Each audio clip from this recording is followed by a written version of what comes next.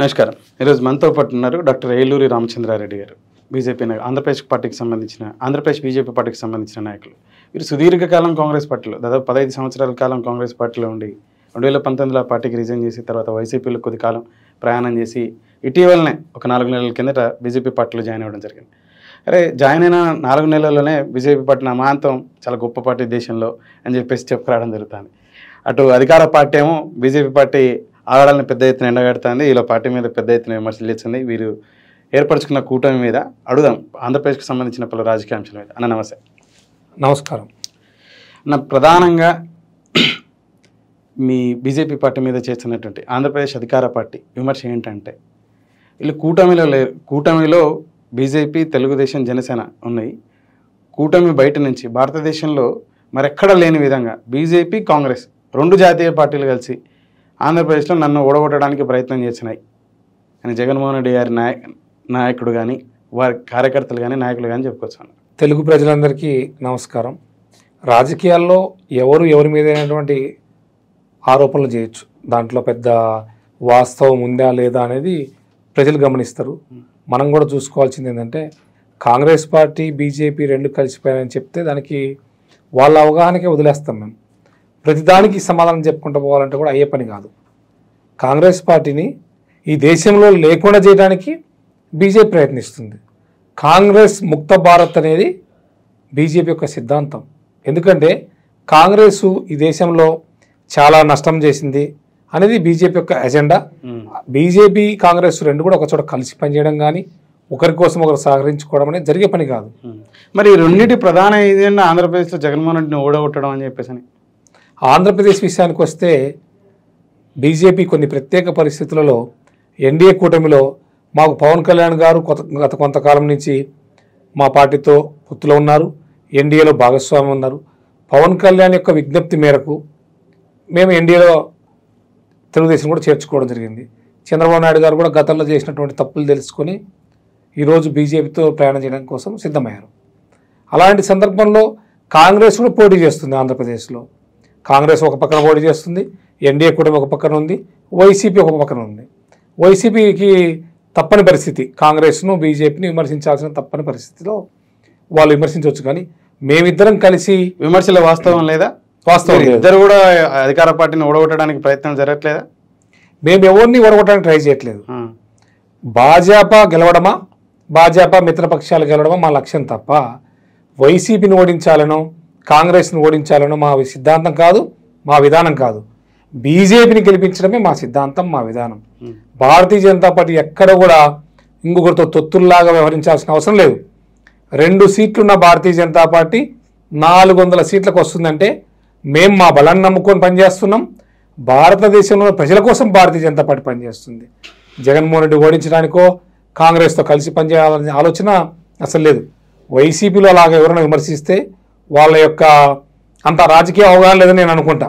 ఎందుకంటే భారతీయ జనతా పార్టీ దేశం కోసం, ధర్మం కోసం పనిచేస్తుంది. భారతీయ జనతా పార్టీని అభివృద్ధి చేసుకోవడం పనిచేస్తుంది. ఈ దేశాన్ని ప్రపంచంలో ఒక శక్తివంత దేశంగా తయారు చేసే విధంగా పనిచేస్తుంది తప్ప ఎవరిని ఓడించాల్సిన అవసరం మాకు లేదు. మేము గెలిచేదానికోసం పనిచేస్తాం తప్ప ఎవరి ఓటమికి మనం పనిచేయం. 2019లో ఆంధ్రప్రదేశ్లో మీకు వచ్చినటువంటి ఓట్ల సంఖ్య బిలో 1%. మీరు 1% కూడా క్రాస్ అవ్వలే. సరే, మీరు అప్పుడు కాంగ్రెస్ పార్టీలో ఉన్నారు, 1%. 2024 ఎన్నికలు వచ్చేసరికి మీరు ఏ మేరకు బలోపేతం అయ్యారని చెప్పేసి అంటే, 10 ఏళ్ళు అధికారంలో ఉన్నటువంటి మీరు ఆంధ్రప్రదేశ్కి ఏం చేశారు, విభజిత ఆంధ్రప్రదేశ్కి ఏం చేశారు, ఆంధ్రప్రదేశ్ ప్రజలు బీజేపీకి ఎందుకు ఓటేయాలని చెప్పేసి అంటే, ఆ 1% నుంచి ఎందుకని 2%కో 5%కో వెళ్ళలేకపోయారు? కూటమిలో జనసేన మీద, లేక కూటమిలో ఉన్నటువంటి జనసేన పార్టీ మీద, తెలుగుదేశం పార్టీ మీద ఎందుకు ఆధారపడి ఉన్నారు? అంటే గతంలో మనము వాజ్పేయి గారు ప్రైమ్ మినిస్టర్ ఉన్నప్పుడు 1999 అనుకుంటా బీజేపీ పొత్తు పెట్టుకున్న సందర్భంలో బీజేపీకి సుమారుగా 15-16% ఓటింగ్ వచ్చింది. ఆ తర్వాత కాలక్రమంలో బీజేపీని ప్రజల్లో ఉంది. ప్రజలు బీజేపీకి ఒక అవకాశం ఇవ్వాలనుకున్నారు. ప్రజలు బీజేపీ అంటే గౌరవం ఉంది, అభిమానం ఉంది, ప్రేమ ఉంది.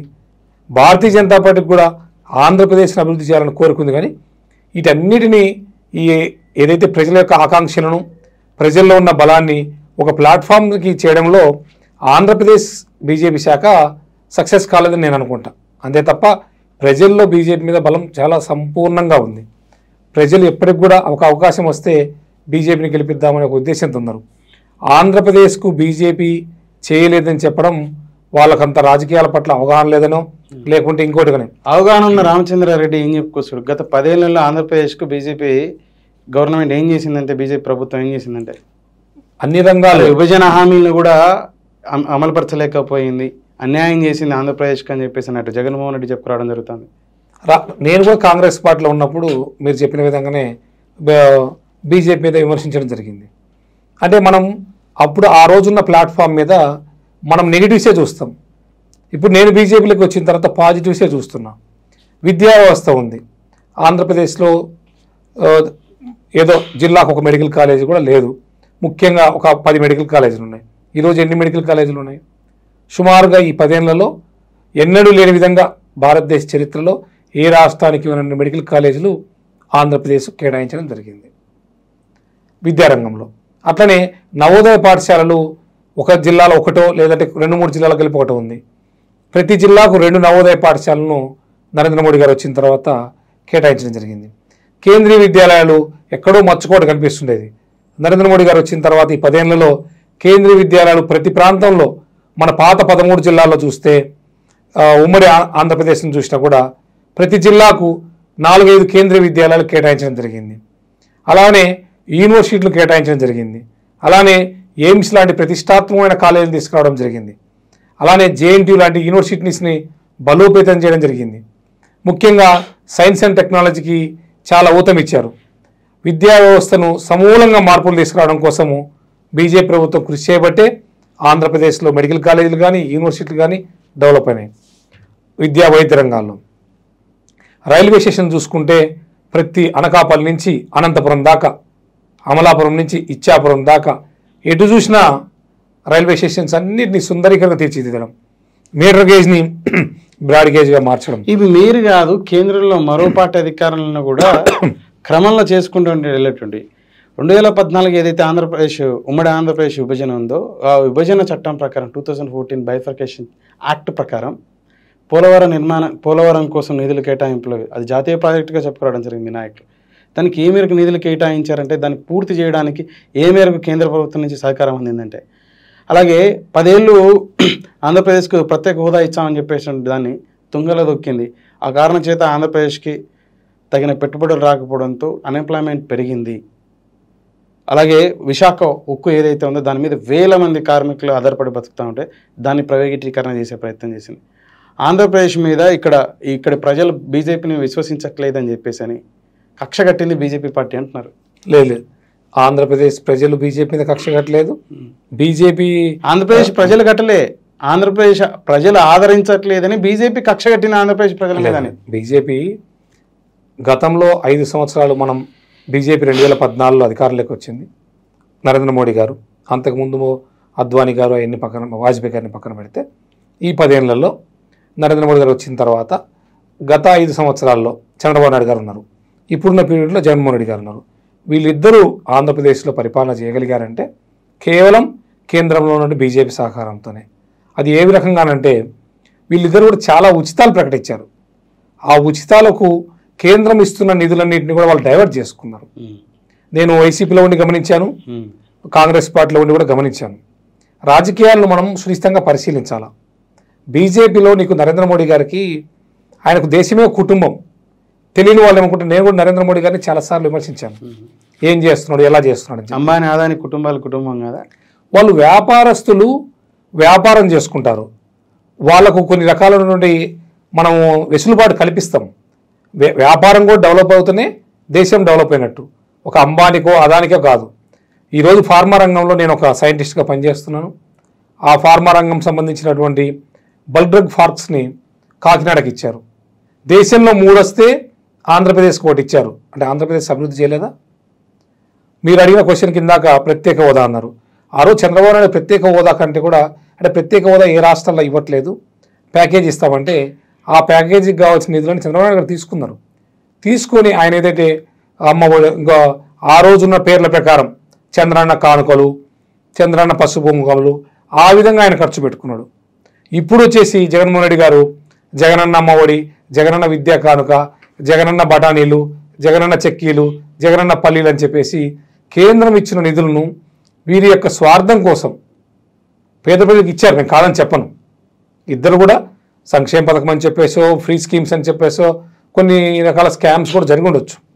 కానీ అక్కడ మనం గమనించాల్సింది ఏంటంటే కేంద్రం నిధులు లేకపోతే ఆంధ్రప్రదేశ్ విడిపోయిన తర్వాత ఆంధ్రప్రదేశ్కి ఏం బడ్జెట్ ఉంది, ఆంధ్రప్రదేశ్కి ఏం ఆదాయ వనరులు ఉన్నాయి? భారతదేశంలో ఏ రాష్ట్రానికి అన్ని నిధులు నరేంద్ర మోడీ గారు ఈ రాష్ట్రానికి ఇచ్చారు. ప్రత్యేక హోదా విషయంలో ప్రత్యేక ప్యాకేజ్ ఒప్పుకున్నారు కాబట్టి గొప్పగా ఇచ్చారంటారు. ఖచ్చితంగా గుజరాత్ ఏంటంటే ఆయన ముఖ్యమంత్రిగా ఉండి గుజరాత్ను చాలా డెవలప్ చేసుకున్నాడు. ఆంధ్రప్రదేశ్ని ఆయన ముఖ్యమంత్రిగా ప్రధానమంత్రి అయిన తర్వాత చాలా నిధులు ఇచ్చారు. మనకు కనపడడం లేదు. కానీ గత 10 సంవత్సరాల్లో 2014 నుంచి 2024 వరకు మీరు చూడండి. మెడికల్ కాలేజీలు గతంలో ఎన్ని ఉన్నాయి, ఇప్పుడు ఎన్ని ఉన్నాయి?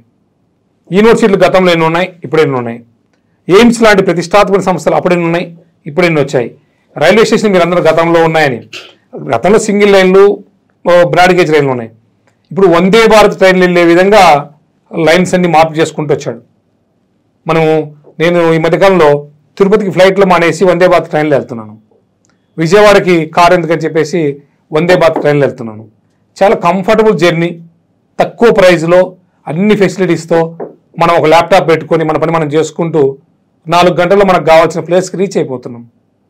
వైజాగ్ కానీ హైదరాబాద్ నుంచి వైజాగ్ వెళ్ళాలన్నా, ఇప్పుడు హైదరాబాద్ ఏంటంటే ఉమ్మడి ఆంధ్రప్రదేశ్కి ఒక సెంటర్ పాయింట్. ఇక్కడి నుంచి తిరుపతి వెళ్ళాలన్నా, విజయవాడ వెళ్ళాలన్నా, వైజాగ్ వెళ్ళాలన్నా ఈ వందే భారత్ ట్రైన్లు చాలా చక్కగా ఉంటాయి. భవిష్యత్తులో బుల్లెట్ ట్రైన్స్ను వేసే విధంగా ట్రైన్స్ను డెవలప్ చేస్తున్నారు. అట్నే ముఖ్యంగా ఫార్మా రంగం, ఆంధ్రప్రదేశ్లో ఫార్మా రంగం చాలా గొప్పది. ఉమ్మడి ఆంధ్రప్రదేశ్లో కానీ ఇప్పుడు విడిపోయిన కానీ వైజాగ్లో ఏవైతే ఫార్మాసిటీ ఉందో ఆ ఫార్మాసిటీకి ఇన్ఫ్రాస్ట్రక్చర్ చాలా డెవలప్ చేశారు. అనకాపల్లి రైల్వే స్టేషన్ కానీ, విశాఖ ఎయిర్పోర్ట్ను కానీ, రేపు ఇంకొక భోగాపురం ఎయిర్పోర్ట్ను కానీ, ఒక వ్యాపారం డెవలప్ కావాలంటే ఆంధ్రప్రదేశ్కి ఏమేమి మౌలిక సదుపాయాలు ఉన్నాయో అవి చేశారు. మొన్న మనం చూసాం, కేంద్రం ఇచ్చినటువంటి 3 బల్క్ డ్రగ్ పార్కులు ఉన్నాయి. చాలా పెద్ద పార్కులు, కొన్ని లక్షల మందికి ఎంప్లాయ్మెంట్ వస్తుంది దానివల్ల. ఆ bulk drug park Andhra Kakinada కేటాయించారు.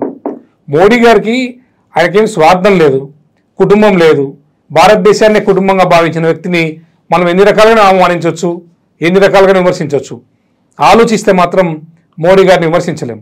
ఎందుకంటే ఒక సామాన్య కుటుంబంలో పుట్టి ఎటువంటి ఫ్యామిలీ బ్యాక్గ్రౌండ్ కాకుండా, ఇప్పుడు మీరు నేను రాయలసీమ వాసులం, మీరు కడప జిల్లా, మాది ప్రకాశం జిల్లా, ఒక ఎమ్మెల్యే కావాలంటే సాధ్యమే పనే, ఒక మంత్రి కావాలంటే సాధ్యమే పనే.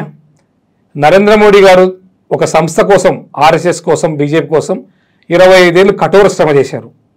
ఆ తర్వాత ముఖ్యమంత్రి అయ్యారు. 15 ఏళ్ళు ముఖ్యమంత్రిగా, 10 ఏళ్ళు కేంద్ర ప్రధానమంత్రిగా చేస్తున్నారు. 50 ఏళ్లలో అలుపెరగకుండా, రెస్ట్ తీసుకోకుండా ఒక మనిషి పనిచేయగలడా?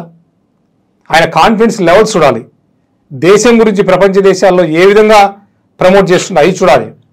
ఎంతసేపు ఉన్న మోడీ గారు అది చేశారు, ఇది చేశారని కాదు. నెగిటివ్ కోణంలో చూస్తే ఇంకో రకం. విశాఖ ఉక్కు కూడా ఏంటంటే ప్రభుత్వ రంగ సంస్థలు ప్రభుత్వం నడుపుతుంటే నష్టాలు వస్తున్నాయని చెప్పేసి లాభాలు వచ్చే విధంగా ఏమైనా నడుపుదామని చెప్పేసి ప్రైవేటీకరణ గురించి ఆలోచించారు. ఆంధ్రప్రదేశ్లో మీరు ఎవరితో చర్చ పెట్టినా మీ ద్వారా తెలుగు ప్రజలందరికీ వినవిస్తున్నాను. అన్ని రాజకీయ పార్టీలకు కూడా నా విజ్ఞప్తి, మీ టీవీ ఛానల్లోనే మీరు చెప్పినటువంటి ఏ వైసీపీ నాయకుడితోనే చర్చకు సిద్ధం. నాకేమి స్థాయినో ఇంకోటి అట్లాంటిది ఏం లేదు. నేను బీజేపీలో కార్యకర్తను, చదువుకున్నాను, పిహెచ్డి డాక్టరేట్ను, దట్టు క్యాన్సర్ డ్రగ్స్ మీద రీసెర్చ్ చేశాను. మీరు ఎవరిని పిలిచినా, ఒక చిన్న కార్యకర్తను పిలిచినా నేను అట్లా ఫీల్ గాను, గౌరవంగానే ఫీల్ అవుతా. మీరు ఎవరిని పిలిచినా చర్చకు సిద్ధం. గత 10 ఏళ్లలో గతంలో కాంగ్రెస్ పార్టీలో పనిచేశాను నేను. కాంగ్రెస్ పార్టీ కూడా నేను ఏం చేయలేదు నేను చెప్పను. కాంగ్రెస్ పార్టీ కూడా ఆంధ్రప్రదేశ్కు కొన్ని ప్రాజెక్టులు కట్టించింది, కొన్ని ఇరిగేషన్ ప్రాజెక్టులు కట్టించింది, కొన్ని రకాల స్కీమ్స్ పెట్టింది. ఇందిరాగాంధీ టైంలో దేశం డెవలప్ అయింది. అంతకన్నా ఎక్కువగా, అంతకన్నా భిన్నంగా మోడీ గారికి నెక్స్ట్ వారసుడు ఎవరు? పార్టీయే వారసత్వం. ఇప్పుడు మొన్న రాజస్థాన్లో చూసాం, అన్ఎక్స్పెక్టెడ్ ఒక క్యాండిడేట్ ఒక బ్యాగ్ పట్టుకొని వచ్చి సీఎం అయిపోయాడు, సింగిల్ టైం ఎమ్మెల్యే. మధ్యప్రదేశ్ చూసినాం, ఛత్తీస్గఢ్లో చూసాం. బీజేపీ పార్టీ దేశం కోసం, ధర్మం కోసం పనిచేస్తుంది. అలాంటి సందర్భంలో మనం మోడీ గారిని పాజిటివ్గా చూస్తే మనకు అన్ని పాజిటివ్ కనిపిస్తాయి, నెగిటివ్ చూపిస్తే మనకు అన్ని నెగిటివ్ కనిపిస్తాయి. మోడీ గారి వ్యక్తిత్వాన్నో మోడీ గారినో డ్రస్సులను విమర్శించాలనుకుంటే వాళ్ళ యొక్క ఆలోచన ఆ విధంగా ఉంది.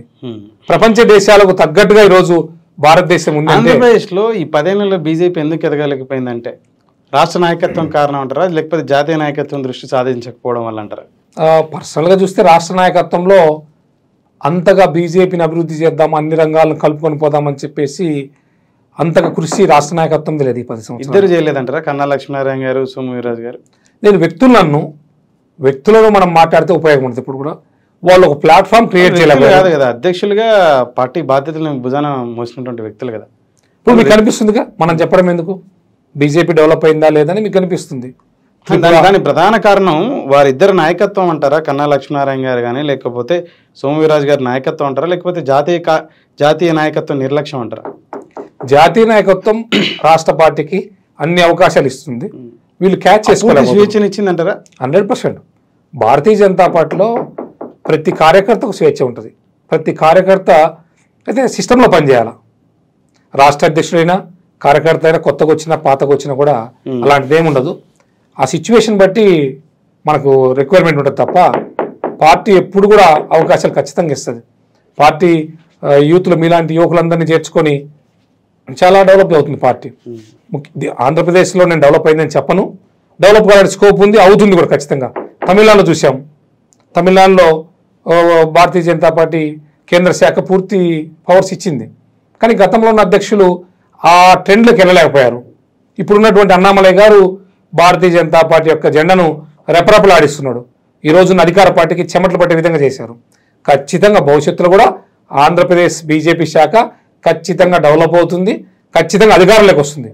2029లో భారతీయ జనతా పార్టీ ప్రభుత్వం సొంతంగా ఏర్పాటు చేస్తుంది.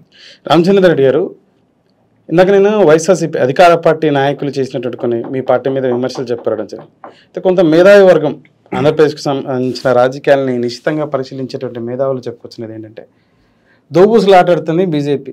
అరే ఎవరు గెలిచే మాకేంటి, ఈ కూటమి గెలిచినా రేపు మాకు తక్కువ సీట్లు అయితే అఫీషియల్గా మాకు అవకాశం ఉంది, వీళ్ళ మద్దతు. ఒకవేళ జగన్మోహన్ రెడ్డి కూడా మా బీజేపీని ఏమి విమర్శించట్లేదు, మా బీజేపీతో మంచి సంబంధాలు కలిగి ఉన్నాడు, తాను గెలిచినా తన దగ్గర నుంచి కూడా మాకు సపోర్ట్ ఉంటుంది గవర్నమెంట్ ఫామ్ చేసుకోవడానికి ఇఫ్ రిక్వైర్డ్. సో అంటీ ముట్టనట్టు ఆంధ్రప్రదేశ్లో, ఎందుకంటే ఈ రోజు వరకు బీజేపీ అగ్రనాయకత్వం ఎవరు కూడా ఇక్కడ ప్రచారానికి రావట్లేదు, వచ్చే సూచనలు కూడా కనపట్టట్లే అని చెప్పేసి ఇక్కడ రాష్ట్ర నాయకులు కూడా బీజేపీ నాయకులు అంత పెద్ద ఎత్తున అధికార పార్టీని విమర్శించట్లేదని చెప్పేసి. అంటే విమర్శిస్తేనే మనము సక్సెస్ అవుతామనుకుంటే కరెక్ట్ కాదు. వైకాపా అనేది చాలా చిన్న రాజకీయ పార్టీ. తెలుగుదేశం పార్టీ కానీ, వైసీపీ కానీ, జనసేన కానీ, ఎవరైనా ఆంధ్రప్రదేశ్లో ఉన్న శాఖలన్నీ కూడా పార్టీలన్నీ కూడా ఆయా పార్టీలు చాలా చిన్న పార్టీలు. కాంగ్రెస్ పార్టీ మాత్రమే జాతీయ పార్టీ. అది ఇప్పుడు కాంగ్రెస్ పార్టీ కూడా ఏ రాష్ట్రం లేదు, కేవలం 2 రాష్ట్రాల అధికారంలో ఉంది. ఉమ్మడి ఆంధ్రప్రదేశ్లో విడిపోయిన ఈ చిన్న రాష్ట్రానికి వాళ్ళు ఏంటంటే రాష్ట్ర పార్టీలు ఏమైనా మాట్లాడగలవు. మాది కేంద్రం, దేశవ్యాప్తంగా ఇప్పుడు అన్ని రాష్ట్రాల్లో భారతీయ జనతా పార్టీ సుమారు 20 రాష్ట్రాల్లో 18-19 రాష్ట్రాల అధికారంలో ఉంది. మాకు దేశ ప్రయోజనాలు ముఖ్యం. ఆంధ్రప్రదేశ్లో వచ్చి మా ప్రధానమంత్రి గారు, నడ్డా గారు, అమిత్ షా గారు వచ్చి వైసీపీని తిడితేనే రాజకీయం చేసినట్లు కాదు. మేము వైసీపీ ప్రభుత్వానికి గత 5 సంవత్సరాలు పూర్తి సహాయ సహకారాలు అందించాం. అంతకుముందు మనం గమనించాం, వారు కూడా మీకు అందించడం జరిగింది. అందుకే ఇంకా సఖ్యతతో ముందుకెళ్తున్నారని. భారతీయ జనతా పార్టీకి కూటమిలో మీరు ఒక కూటమిగా ఏర్పడినప్పటికీ గత 5 సంవత్సరాలు మీరు వారికి పూర్తి సహకారం అందించడం జరిగింది, వారు కూడా మీకు పూర్తి సహకారం అందించడం జరిగింది. రేపు అవసరమైనా కూడా మళ్ళీ ఆ సంబంధం కొనసాగాలని చెప్పేసి ముందుకెళ్తున్నారు మీరు అని చెప్పేసి. చాలా మంచి ప్రశ్న అడిగారు. మీ ద్వారా తెలుగు ప్రజలకు అందరూ చెప్పాల్సింది ఏంటంటే, భారతీయ జనతా పార్టీ ఏ రాష్ట్రంలో వేరే ప్రాంతీయ పార్టీ ఉన్నప్పటికీ కూడా ఖచ్చితమైన సహకారం అందిస్తుంది. దానికి ఉదాహరణ మొన్న రేవంత్ రెడ్డి గారు కాంగ్రెస్ పార్టీ ముఖ్యమంత్రి, ప్రధానమంత్రి గారు వచ్చినప్పుడు ఆదిలాబాద్లో గౌరవంగా ప్రధానమంత్రి గారు రిసీవ్ చేసుకున్నారు, పెద్దన్నని పిలిచారు. ప్రధానమంత్రి గారు ఏం చెప్పారు, ఆయన గెలిచినప్పుడు మీకు అన్ని రకాల సహాయ సహకారాలు అందుతాయి, కేంద్రం సహకరిస్తుందన్నారు. మీ సహాయ సహకారాలు కావాలని ముఖ్యమంత్రి. ఇది ప్రభుత్వం, ప్రజాస్వామ్య ప్రభుత్వం. భారతదేశం ప్రపంచమైన గొప్ప దేశం. ఈ దేశంలో ప్రధానమంత్రి ఎవరున్నా ముఖ్యమంత్రులు సహకరించాల్సిందే, ముఖ్యమంత్రి ఎవరున్నా ప్రధానమంత్రిని గౌరవించాల్సిందే. మంది సనాతనమైనటువంటి ధర్మం ఉన్న దేశం. ఒకరినొకరు గౌరవించుకోవాలి ఈ దేశంలో. అలా కాకుండా కేసీఆర్ గారు తప్పుడు అడుగులు వేశారు. కేసీఆర్ గారు అహంకారంతో ఆయన అహంకారం నిండిపోయి ఆయనకి ఏం మాటలు తెలియదు. తప్పుడు అడుగులు ఏంటి, అహంకారం అంటే ఏంటి? మిమ్మల్ని విభేదించితే వాళ్ళు తప్పుడు అడుగులు వేసినట్టు అహంకారం ప్రదర్శించినట్ట, బీజేపీని విమర్శించితే దేశద్రోహులుగా. మీరు ఆంధ్రప్రదేశ్లో కొన్ని క్వశ్చన్స్ అడిగారు కాబట్టి దానికి కంపారిజన్ చెప్తున్నా. తెలంగాణలో కాంగ్రెస్ పార్టీ రేవంత్ రెడ్డి గారు ప్రధానమంత్రిని ఏ విధంగా గౌరవించారు, కేసీఆర్ గారు ప్రధానమంత్రి వచ్చిన రోజు ఎయిర్పోర్ట్కి వెళ్లకుండా రిసీవ్ చేసుకోకుండా, పోనీ ఎయిర్పోర్ట్ రావాల్సిన అవసరం లేదు, ఆ సభకి వెళ్ళి ఆ ప్రాంత సమస్యలను విన్నవించుకొని రాష్ట్రంలో ఉన్నటువంటి సమస్యల మీద స్పందిస్తే బాగుండేది, ప్రశ్నిస్తే బాగుండేది, అడిగితే బాగుండేది. అడగకుండా తప్పించుకు తిరుగుతున్నాడు. ప్రధానమంత్రి గారిని కలవడానికి కూడా ఆయనకు టైం లేదు. అలాంటప్పుడు ఎట్లుంటది అభివృద్ధి, ఎలా ఉంటది, సహకారం ఎలా ఉంటది? ఆంధ్రప్రదేశ్ లో జగన్మోహన్ రెడ్డి గారు ప్రధానమంత్రిని గౌరవించడం నేర్చుకున్నాడు. ప్రధానమంత్రి అన్ని రకాల సహాయ సహకారాలు అడుగుతున్నాడు. కేంద్రంలో బీజేపీ చేస్తున్న విధానాలు నచ్చి మోడీ గారు దేశం కోసం పనిచేస్తున్నారు, అందుకోసం సపోర్ట్ చేస్తున్నారు. ఇక్కడ ఒక అంశం అర్థం కావట్లే. మీకు చాలా రాజకీయ అవగాహన ఉంది. దాదాపు మీరు అంటే మీ వయసు ఒక 50 సంవత్సరాలు ఇంచుమించు ఉన్నప్పటికీ 30 సంవత్సరాల పై చిలుకు రాజకీయాలని చాలా క్లోజ్గా అబ్జర్వ్ చేస్తాం. అంటే ప్రధాని ఒకవేళ మన రాష్ట్రానికి వచ్చినప్పుడు, ఏ రాష్ట్రానికి పోతుంటే రాష్ట్ర ముఖ్యమంత్రి వెళ్ళి ఇట్లా వంగి దండాలు పెట్టి, లేకపోతే ఆయనని మర్యాదపూర్వకంగా గౌరవించుకుంటే ఆ రాష్ట్ర అభివృద్ధికి సహకరిస్తారు, లేకపోతే లేదు. అంతే అంటారా?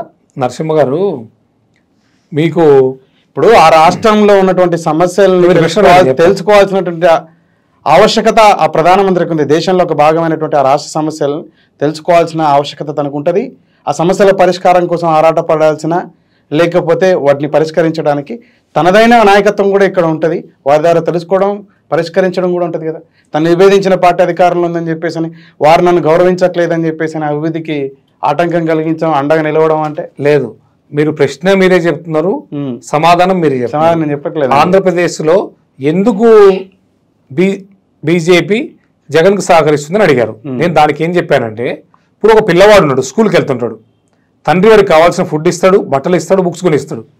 కానీ వాడికి ఇంకేదన్నా స్పెషల్ క్లాసులు కావాలనో, ఏదైనా స్పెషల్ బుక్స్ కావాలనో, కొన్ని different online competitive exams prepare అయ్యే బుక్స్ కావాలంటే పిల్లలు వచ్చి తండ్రిని అడగాలన్నా, ఇప్పుడు స్కూల్లో ఈరోజు బుక్ స్టాల్ పెట్టారు, ఈ కాంపిటేటివ్ ఎగ్జామ్స్ సంబంధించినట్టు నా బుక్స్ కొనుక్కుంటానంటే ఏ తండ్రిని డబ్బులు ఇస్తాడు.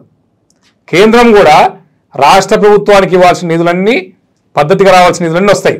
ఎక్స్ట్రా నిధులు కావాలన్నా, ఎక్స్ట్రా ఇన్స్టిట్యూషన్స్ కావాలన్నా ప్రధానమంత్రికి కూర్చొని డిస్కస్. అంటే ఇక్కడ ప్రధానమంత్రి మీకు తెలియని విషయం ఏంటంటే, మీరు వంగి దండం పెట్టాలన్నా, కాళ్ళు మొక్కాలా అంటారు. మీరే చెప్పుకొచ్చారు కేసీఆర్ గారు ఆ విధంగా చేయలేదు, అందుకే ఆయన అహంకారపూర్వకంగా ప్రవర్తించారు, నేను సహకారం దొరకలేదు అన్నారు. నేను చెప్తున్నది వేరు, మీరు అందులో నుంచి తీసుకున్న భావం వేరు.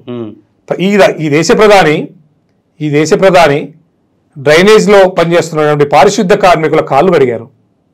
ఈ దేశ ప్రధాని కరోనా టైంలో కరోనా కోసం పనిచేసిన ఫ్రంట్ లైన్ వారియర్స్ మొత్తానికి పాదాభివందనం చేసి ఆ నీళ్లు తన తల మీద చల్లుకున్నారు. బీజేపీలో అట్లా అహంకారపూరితంగా బిహేవ్ చేస్తారంటే యాక్సెప్ట్ చేయరు. బీజేపీ కుటుంబ పార్టీ కాదు. బీజేపీ ఇష్టం వచ్చినట్టు గుర్తు పనిచేస్తారంటే కుదరదు. భారతీయ జనతా పార్టీలో ఒక వ్యవస్థ, ఒక సిస్టమ్ ప్రకారం నడుచుకోవాలి. రేపు మీరైనా కూడా భవిష్యత్తులో మా నరసింహ తెలుగువాడు, మా పక్క జిల్లా వాడు, భారతీయ జనతా పార్టీ నువ్వు చేరొచ్చు. భారతీయ జనతా పార్టీ సీఎం అభ్యర్థి కావచ్చు, పీఎం అభ్యర్థి కావచ్చు. నీలాంటి మేధావులను భారతీయ జనతా పార్టీ ఎంకరేజ్ చేస్తుంది. నేను అదే ఉద్దేశంతో భారతీయ జనతా పార్టీ చేరాను. గతంలో ఏబీపీలో పనిచేశాను కాబట్టి. మీరు అడిగారు, నా వయసు 43 సంవత్సరాలు. నేను 17 సంవత్సరాలు అప్పుడే ఏబీపీ మార్కాపురం కాలేజీ ప్రెసిడెంట్ అయ్యాను. 19 సంవత్సరాలకి ఏబీపీలో చేసినటువంటి మీరు, ఆ భావజాగం లేనటువంటి మీరు కాంగ్రెస్ పార్టీ వైపు ఎలా గురిపారంటే, ఆ రోజుల్లో నేను విద్యార్థి దశలో ఉన్నప్పుడు విద్యార్థి నాయకుడిగా యాక్టివ్ ప్రోగ్రామ్ చేస్తుంటే స్వర్గీయ డాక్టర్ వైఎస్ రాజశేఖర్ గారు పిలిపించుకొని, మీరు కాంగ్రెస్లో ఉండండి, నాకు సపోర్ట్ చేయండి, కాంగ్రెస్ పార్టీ ద్వారా మన ప్రాంతాలు అభివృద్ధి చేసుకుందామని చెప్తే, రాజశేఖర రెడ్డి గారికి మాకున్న పరిచయం ద్వారా కాంగ్రెస్ పార్టీలోకి వెళ్లాల్సి వచ్చింది. కాంగ్రెస్ పార్టీలో సుదీర్ఘంగా 15 సంవత్సరాలు విద్యార్థి ఎన్ఎస్యూఏలో, యూత్ కాంగ్రెస్లో పనిచేశాను. అప్ టు పీసీసీ అధికార ప్రతినిధి వరకు పనిచేశాను. ఆ తర్వాత జగన్మోహన్ రెడ్డి గారు మాకున్నటువంటి పరిచయాలు, సన్నిహిత సంబంధాలతో కాంగ్రెస్ పార్టీ వారు రాజశేఖర రెడ్డి కుమారుడు కాబట్టి, అన్న మీరు వైసీపీకి సపోర్ట్ చేయాలని చెప్తే వైసీపీకి వెళ్ళాం. ఇవన్నీ తిరిగిన తర్వాత 20 సంవత్సరాలు మళ్ళీ తిరిగిన తర్వాత మా మాతృ సంస్థ అయితేనే మాకు గౌరవం ఉంటుంది. ఇక్కడ నేను ఎవరు విమర్శించను, జగన్మోహన్ రెడ్డి విమర్శించను, రాహుల్ గాంధీని విమర్శించను, నేను ఏ రాజకీయ పార్టీలో చంద్రబాబు నాయుడు విమర్శించను, లోకేష్ విమర్శించను, ఎవరిని విమర్శించను. నేనున్న ప్లాట్ఫామ్ కోసం పనిచేస్తా. మా ప్రాంతం కోసం పనిచేస్తా, ఆంధ్రప్రదేశ్ అభివృద్ధి కోసం నేను ఏ పార్టీలో ఉన్నా నివేదికలు సమర్పిస్తా. ఈ మధ్యకాలంలో బీజేపీలో చేరి 4 నెలలు అయినప్పటికీ కూడా ఆంధ్రప్రదేశ్లో మీరు ఒక ఐఐసి లాంటి ఇన్స్టిట్యూట్ పెట్టండి, ఆంధ్రప్రదేశ్కు కొత్త ఇన్స్టిట్యూషన్ తీసుకురండి, ఆంధ్రప్రదేశ్కి సిఎస్ఆర్ఐ ఇన్స్టిట్యూషన్ తీసుకురండి, ఆంధ్రప్రదేశ్కి నైపర్ లాంటి ఇన్స్టిట్యూషన్ కల్పించమని చెప్పేసి పెద్దలు కేంద్ర మంత్రి గారిని విన్నవించడం జరిగింది. కిషన్ రెడ్డి గారికి రిప్రజెంటేషన్ ఇవ్వడం జరిగింది. మా రాష్ట్ర శాఖ అధ్యక్షుల వారిని విన్నవించడం జరిగింది. మనం శాశ్వతం కాదు, మన రాష్ట్రం కోసం దేశం కోసం మన చేతనంతో పనిచేయాలి, అంతే తప్ప మన స్వార్థం కోసం ఎదుటి వాళ్ళని విమర్శిస్తే. మీరు రాజశేఖర రెడ్డి గారి నాయకత్వంలో ఎంతకాలం పనిచేశారండి? రాజశేఖర రెడ్డి గారితో సుమారుగా ఒక 8 సంవత్సరాలు పనిచేయడం జరిగింది. జగన్మోహన్ రెడ్డి గారి నాయకత్వం? జగన్మోహన్ రెడ్డి గారితో ఒక 5 సంవత్సరాలు పనిచేయడం జరిగింది. వీరిద్దరి మధ్యలో వారి నాయకత్వంలో పనిచేశారు కదా, వ్యత్యాసం ఏంటంటే? అంటే జగన్మోహన్ రెడ్డి గారు కొత్తగా పాలిటిక్స్లోకి వచ్చాడు, తండ్రి వారసత్వాన్ని పుచ్చుకొని ఆ స్థాయికి ఎదిగాడు. రాజశేఖర రెడ్డి గారు ఏంటంటే బహుదూరం బాటసారి, మొత్తం రాష్ట్ర వ్యాప్తంగా పాదయాత్ర చేయడమే కాకుండా వారికి 32 సంవత్సరాల వయసు ఉన్నప్పుడే వారి రాష్ట్ర పీసీ అధ్యక్షులు కావడం జరిగింది ఉమ్మడి రాష్ట్రానికి. రాజశేఖర రెడ్డి గారు నేషనల్ లెవెల్ లీడర్. ఆయనకు ఈ రాష్ట్ర సమస్యలు, దేశం సమస్యల పట్ల మంచి అవగాహన ఉంది. ఏ ప్రాంతంలో ఏ నాయకుడు ఉంటాడు, ఏ ప్రాంతంలో ఏ సమస్యలు ఉన్నాయని బహుదూరంగా ఆయన పోరాటం చేసి ముఖ్యమంత్రి అయ్యాడు.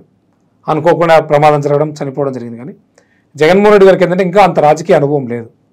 వారు ఇంకా కొన్ని నిర్ణయాలు, తప్పు నిర్ణయాలు తీసుకోవడం జరుగుతుంది తప్ప ఎవరి పార్టీ, రాజకీయ పార్టీలన్నీ కూడా అధికారం కోసం పనిచేస్తాయి. అందులో ప్రధాన నాయకుడు ముఖ్యమంత్రి కావాలని ప్రయత్నిస్తుంటాడు. తేడా అంటే రాజశేఖర రెడ్డి గారు బహుదూరపు బాటసారి, మంచి ప్రేమ గలవాడు, ప్రతి ఒక్కరిని ఆప్యాయంగా హక్కును చేర్చుకుంటాడు. 2019 నుంచి 2019 నుంచి 2024 ఈ 5 సంవత్సరాల కాలంలో ప్రకాశం జిల్లా ఏ మేరకు అభివృద్ధి చెందిందంటే? ప్రకాశం జిల్లాకు ప్రధాన సమస్య నీటి సమస్య, వెలుగొండ ప్రాజెక్టు. ఆ వెలుగొండ ప్రాజెక్టును జగన్మోహన్ రెడ్డి గారు చేస్తారని చెప్పి ఆశపడ్డాం, ఆయనకు రిప్రజెంటేషన్ ఇచ్చాం, కానీ అనుకున్న స్థాయిలో చేయలేకపోయాడు. అట్నే ప్రకాశంకి నిమ్స్ లాంటి కనిగిరిలో ఒక ఇండస్ట్రీస్ తీసుకొస్తా అన్నారు, తీసుకురాలేకపోయారు. తోనకొండను పారిశ్రామికంగా అభివృద్ధి చేస్తా అన్నారు, చేయలేకపోయారు.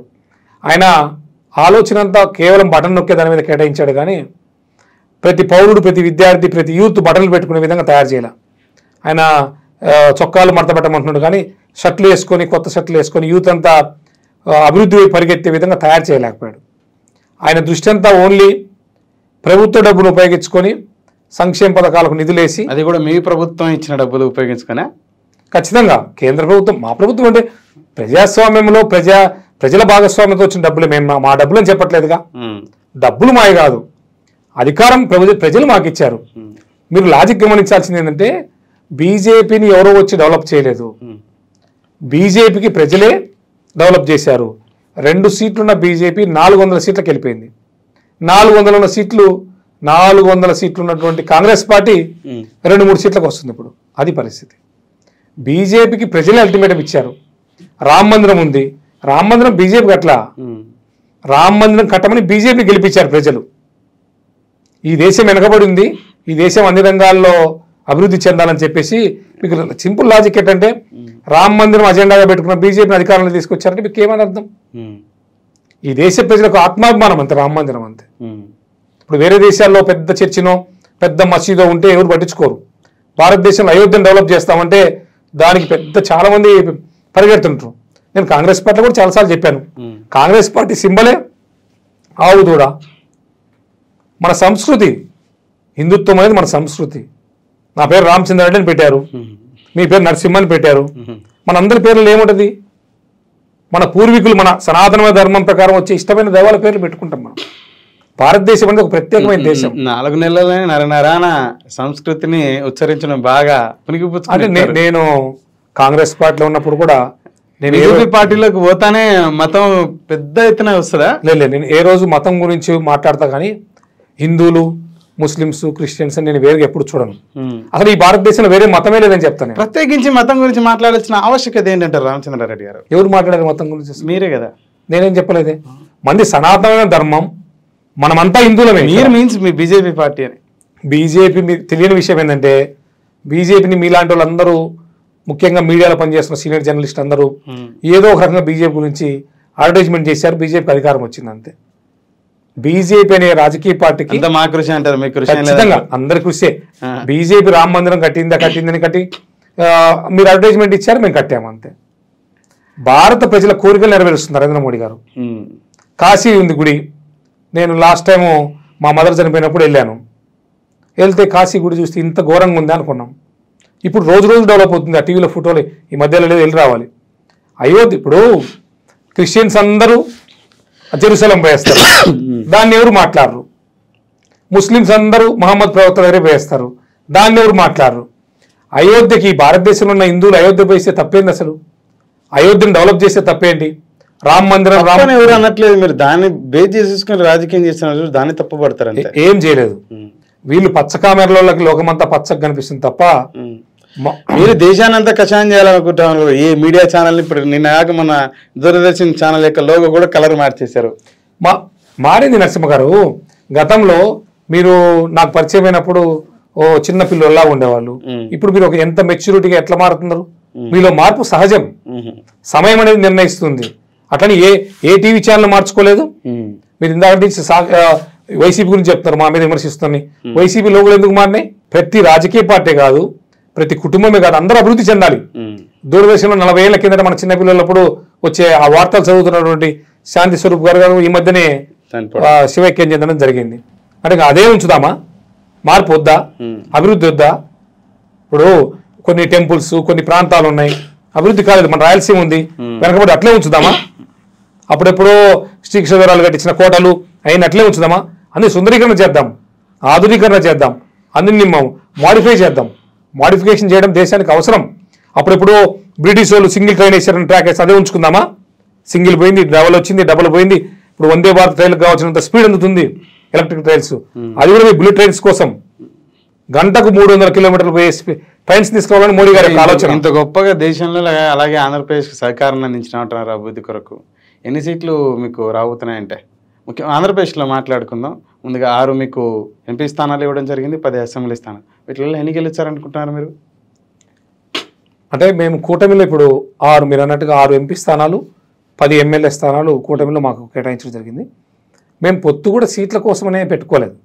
ఎందుకంటే ఎన్డీఏని బలపరచాలా, భారతదేశంలో ఉన్న రాజకీయ పార్టీలన్నీ కలుపుకొని ఒక పెద్ద శక్తిగా అవతరించాలనే ఉద్దేశంతో ఆంధ్రప్రదేశ్లో ఈ పార్టీలతో పొత్తు పెట్టుకోవడం జరిగింది తప్ప ఆ 6 ఎంపీలను 10 ఎమ్మెల్యే సీట్ల కోసం పెట్టుకోలేదు. నాకున్న సమాచారం మేరకు దాదాపుగా పోటీ చేస్తున్న అన్ని స్థానాలు 90% గెలుస్తాం. ఎందుకంటే 10కి 9, 6కి 5 గెలుస్తారంటారా? ఖచ్చితంగా గెలుస్తాం, ఖచ్చితంగా గెలుస్తాం. ఎందుకంటే మీ రాజకీయ అవగాహన ఇక్కడే కనపడతా ఉంది. 10కి 9 స్థానాల్లో బీజేపీ గెలిచే అవకాశం ఉందంటారు అసెంబ్లీలకి. ఖచ్చితంగా 6 స్థానాల్లో 5 స్థానాలు బీజేపీ.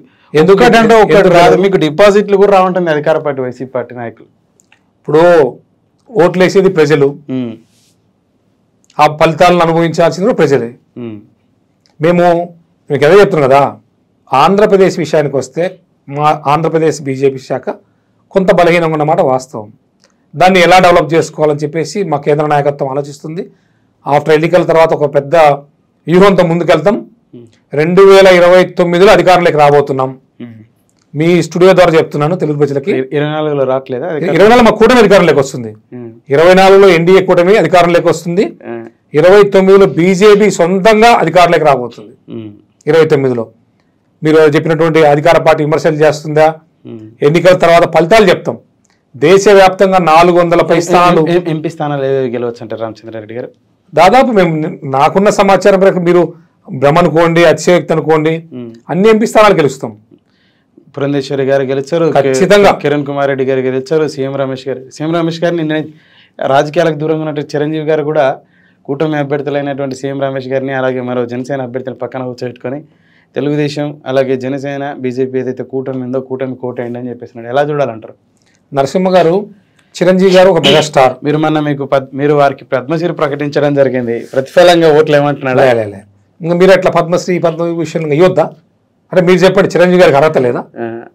చిరంజీవి గారు ఒక సామాన్యమైన అందుకు ప్రతిఫలంగా మీ ఓట్లు ఏమైనా అడుగుతున్నారా వాళ్ళు ఏమన్నా అని చెప్పేసి? నాకు ఇవ్వచ్చు కదా పద్మవిభూషణ్, నాకు ఇవ్వచ్చు కదా. మీరంతా ఇన్ఫ్లుయెన్స్డ్ కాదని చెప్పేసి అని భావించారు. అట్లా ఇన్ఫ్లుయెన్స్ అని చెప్పేసి ఇవ్వం. వారు చిరంజీవి గారు ఆంధ్రప్రదేశ్లో ఒక మంచి పెద్ద స్టారు, తెలుగు దక్షిణ భారతదేశంలో ఒక పెద్ద హీరో. వారు బ్లడ్ బ్యాంకులు అని చెప్పేసి, ఐ డొనేషన్స్ అని చెప్పి కొన్ని స్వచ్ఛంద కార్యక్రమాలు కూడా చేస్తున్నారు. వారు ఒక చిన్న కానిస్టేబుల్ కొడుకు కానించి ఈరోజు భారతదేశంలో పెద్ద సెలబ్రిటీకి ఎదిగారు. మనం అలాంటి వ్యక్తిని గౌరవించుకోవడం సంప్రదాయం. భారతరత్నాలు చూసినాక చనిపోయిన వాళ్ళందరికీ పివి నరసింహారావుకి ఇచ్చాము. ఇప్పుడు పివి నరసింహారావు లేఖ ఇచ్చి ఓట్లు వేపిస్తాడా? మీరు చెప్పండి. బీహార్లో మాజీ ముఖ్యమంత్రి గారికి ఇచ్చాము, ఆయన వచ్చి ఓట్లు వేపిస్తాడు. అట్లా కాదు. రాజకీయ పార్టీకి ఇప్పుడు మేము అనకాపల్లిలో ఉన్నాం. అనకాపల్లి ఏ విధంగా ఓట్లు అడుగుతున్నాం? అనకాపల్లిలో ఉన్నటువంటి పారిశ్రామిక ఇండస్ట్రీస్ అన్నింటిని కూడా ఇంతకు ముందు చాలా తక్కువగా అభివృద్ధి చెందాయి. ముఖ్యంగా మీరు అడిగినటువంటి అనకాపల్లి ఈరోజు పారిశ్రామిక వాడ. గతంలో ఎంతోమంది హెల్ప్ చేసి ఉండొచ్చు, వేరే ప్రభుత్వాలు కూడా స్టార్ట్ చేసి ఉండొచ్చు, మేము కాదంటం లేదు. ఇప్పుడు అక్కడ ఉన్న పరిశ్రమలన్నీ కూడా చాలా పెద్ద స్థాయిలో ఎక్స్పాన్షన్ అయిపోయి చాలా పెద్ద స్థాయిలో కేంద్ర ప్రభుత్వం పారిశ్రామికంగా అభివృద్ధి చేస్తుంది, అభివృద్ధికి నిధులు ఇచ్చింది. అక్కడ రైల్వే స్టేషన్లో ఏర్పాటు చేసి డెవలప్ చేశాము, ట్రాన్స్పోర్ట్ను డెవలప్ చేశాము, అక్కడ ఉన్నటువంటి కొన్ని మెడికల్ కాలేజీలు ఏర్పాటు చేశాము. అందుకు అసలు నేషనల్ హైవేలు ఎంత బాగా డెవలప్ చేశాము. నేషనల్ హైవేలు ఒక చోటు నుంచి ఒక భారతదేశం అంతా కూడా అప్ టు మన బార్డర్లో కూడా ఇన్ని నేషనల్ హైవేలు డెవలప్ చేశాం. కాబట్టి కనెక్టివిటీ పెంచాం. ట్రాన్స్పోర్ట్ బాగుంటేనే బాగుంటుంది. అందుకు అనకాపల్లి ప్రజలంతా మాకు ఓటేయడానికి సిద్ధంగా ఉన్నారు. రాజమహేంద్రవరం ఉంది, రాజమహేంద్ర యూనివర్సిటీకి కేటాయించాం. రాజమహేంద్రవరం ప్రత్యేకంగా నిధులు ఇచ్చి కొన్ని డెవలప్ చేయడానికి గత 10 ఏళ్లలో మీరు చూడండి, మీరు గూగుల్లోకి వెళ్ళండి, నేను చెప్పాల్సిన అవసరం లేదు. నేను చెప్తే మీరు డబ్బా అంటారు.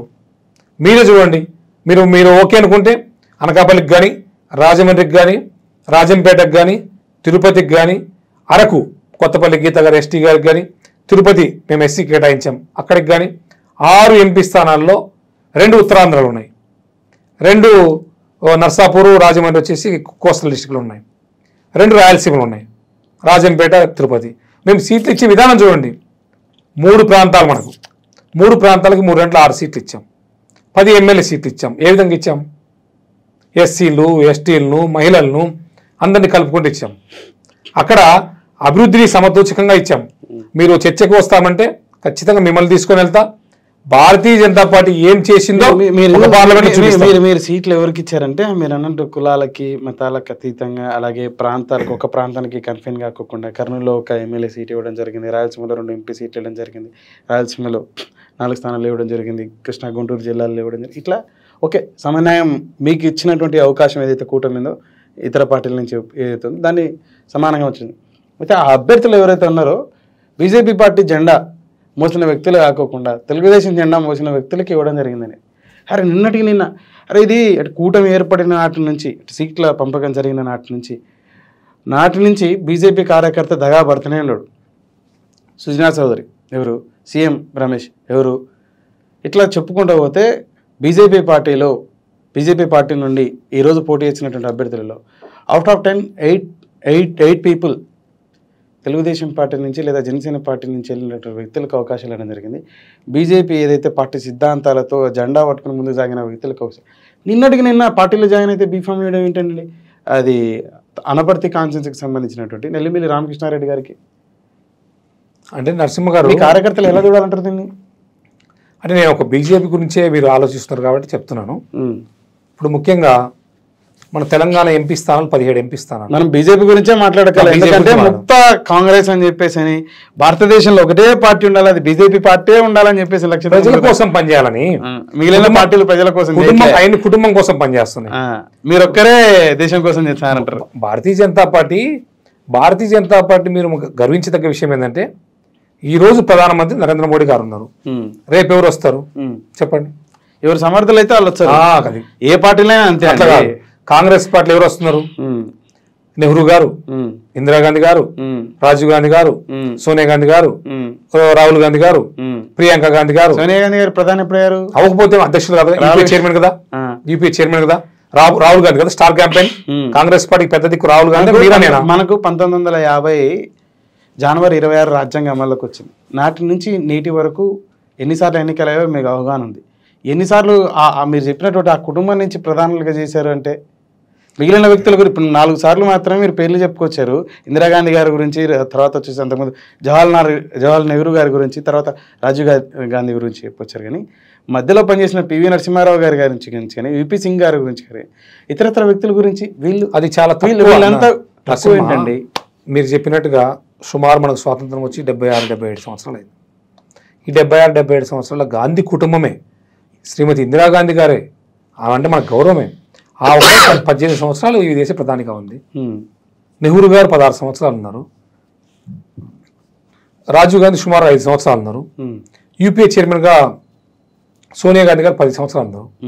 అంటే మీకు చూసే కోణంని బట్టి ఉంటుంది. బీజేపీలో ఎవరు ఉన్నారు? అటల్ బిహారీ వాజ్పేయి ఉన్నారు, ఆయనతో క్లోజ్. నరేంద్ర మోడీ వచ్చారు, ఆయనతో క్లోజ్. యోగి రాబోతున్నారు, ఆయనతో క్లోజ్. దేశంలో విభిన్న ప్రాంతాల నుంచి విభిన్న వ్యక్తులు ఎవరు సెలెక్ట్ చేయరు నరసింహ, ఎవరు సెలెక్ట్ చేయరు. బీజేపీలో ఒక ప్రధానమంత్రి అభ్యర్థిని సెలక్షన్ ద్వారానో సీల్డ్ కవర్లు పెట్టి పంపించరు. ఒక గొప్ప భావాలు ఉన్న వ్యక్తిని తీసుకొచ్చి ఆ పోస్టులో కూర్చోబెడతారు అంతే. కాంగ్రెస్ పార్టీలో ఉండదు. నేను చూసి ప్రాంతీయ పార్టీలో ఏ పార్టీలో ఉండదు. వైఎస్ఆర్సీపీలో ఎవరు అధ్యక్షుడు? జగన్మోహన్ రెడ్డి. తర్వాత ఎవరు? వాళ్ళ కూతురు. చంద్రబాబు నాయుడు తెలుగుదేశం పార్టీలో రామారావు తర్వాత చంద్రబాబు నాయుడు, చంద్రబాబు తర్వాత లోకేష్ నాయుడు. వీళ్ళే. ఏ పార్టీ తీసుకోండి, పవన్ కళ్యాణ్ గారు తీసుకోండి, ఆయన తర్వాత వాళ్ళ కుటుంబం ఎవరు ఉంటారు. కానీ వేరే వాళ్ళకి అవకాశం ఉండదు. నేను కూడా బీజేపీలో చేరడానికి ప్రధాన కారణం అదే. ఈ బీజేపీలో ఇప్పుడు చేస్తున్న యూత్ అంతా, మీరు ఒక్కరోజు మధ్యప్రదేశ్లో రికార్డు ఒకే రోజు 1,75,000 మంది చేరారు. ఎందుకు చేరుతున్నారు యూత్ అంతా? ప్రపంచంలోనే అత్యధిక సభ్యత్వం ఉన్న భారతీయ జనతా పార్టీ ఎందుకు చేరుతున్నారు యూత్ అంతా? ఎవరు పిచ్చోలే చేరరు. మన టాలెంట్ గుర్తిస్తారు, మనకు ఒకరోజు ఈ దేశాన్ని ఏలే అవకాశం వస్తుందని చెప్పేసి నేను చెప్తున్నా. నేను ఇక్కడ ఇదే మాట నేను మీకు చెప్పుకొస్తున్నది. మీరు టాలెంట్ని గుర్తించారనే చెప్పుకోవచ్చు అన్నారు. 40 ఏళ్ల నుంచి జెండా మోసినటువంటి సోము వీర్రాజు పుట్టుక బీజేపీ, సాగు కూడా నాది బీజేపీ అని చెప్పేసి సుదీర్ఘకాలం అదే పార్టీలో కొనసాగుతున్న ఆ నరాన అది నింపుకున్నాడు ఆ భావజాలాన్ని, బీజేపీ భావజాలాన్ని. తనకు అవకాశం రాలే అంటే మీరు చెప్పింది వాస్తవమే. ఇలా ఎంతమంది లేరు బీజేపీలో. ఒకసారి పొత్తులో ఏమైపోతుందంటే, పొత్తులో జనసేనకు కోస్టల్ డిస్ట్రిక్ట్స్ లో సోము వీర్రాజు గారికి మేము ఒక సోము వీర్రాజు కాదు గారండి, పురంధేశ్వరి గారు పార్టీలోకి ఎప్పుడు వచ్చారు, సీఎం రమేష్ గారు పార్టీలోకి ఎప్పుడు వచ్చారు, తర్వాత సుజనా గారి పార్టీలోకి ఎప్పుడు వచ్చారు, రాజకీయ టికెట్ బీఫామ్ తీసుకున్నటువంటి రామకృష్ణారెడ్డి గారు ఎప్పుడు వచ్చారు. పార్టీ ఏర్పడిన నాటి నుంచి జెండా కషాయం జెండా పట్టుకొని తిరుగుతున్న వాళ్ళకి అవకాశం ఇవ్వకపోవడం ఎట్లా చూడాలంటారు? అంటే ఒక్కసారి అవకాశాలు ఇచ్చేది గొప్పగా ఇదే పార్టీ అని చెప్పేసి మళ్ళీ మీరే చెప్పుకోవచ్చు. లేదు, ఒక్క ఈ ఎన్నికల్లో కొంతమందికి అన్యాయం జరిగి ఉండొచ్చు, నేను కాదని చెప్పను. ఒక్క ఎన్నికలనే దృష్టిలో పెట్టుకొని మేము రేపు కూటమి వచ్చిన తర్వాత సోము వీర్రాజు గారికి రాజ్యసభ అడుగుతాం, లేదంటే ఎమ్మెల్సీ అడుగుతాం, ఇంకో పదవి అడుగుతాం. మా సోము వీర్రాజు గారు ఎక్కడ చెప్పలేదే నాకు సీట్ రాలేదు, భారతీయ జనతా పార్టీలో ఎవరు వచ్చి బయటకు వచ్చి గందరగోళం చేరే. ఖచ్చితంగా వారికి లాస్ట్ టైం ఎమ్మెల్సీ ఇచ్చారు, రాష్ట్ర పార్టీ అధ్యక్ష బాధ్యతలు ఇచ్చారు.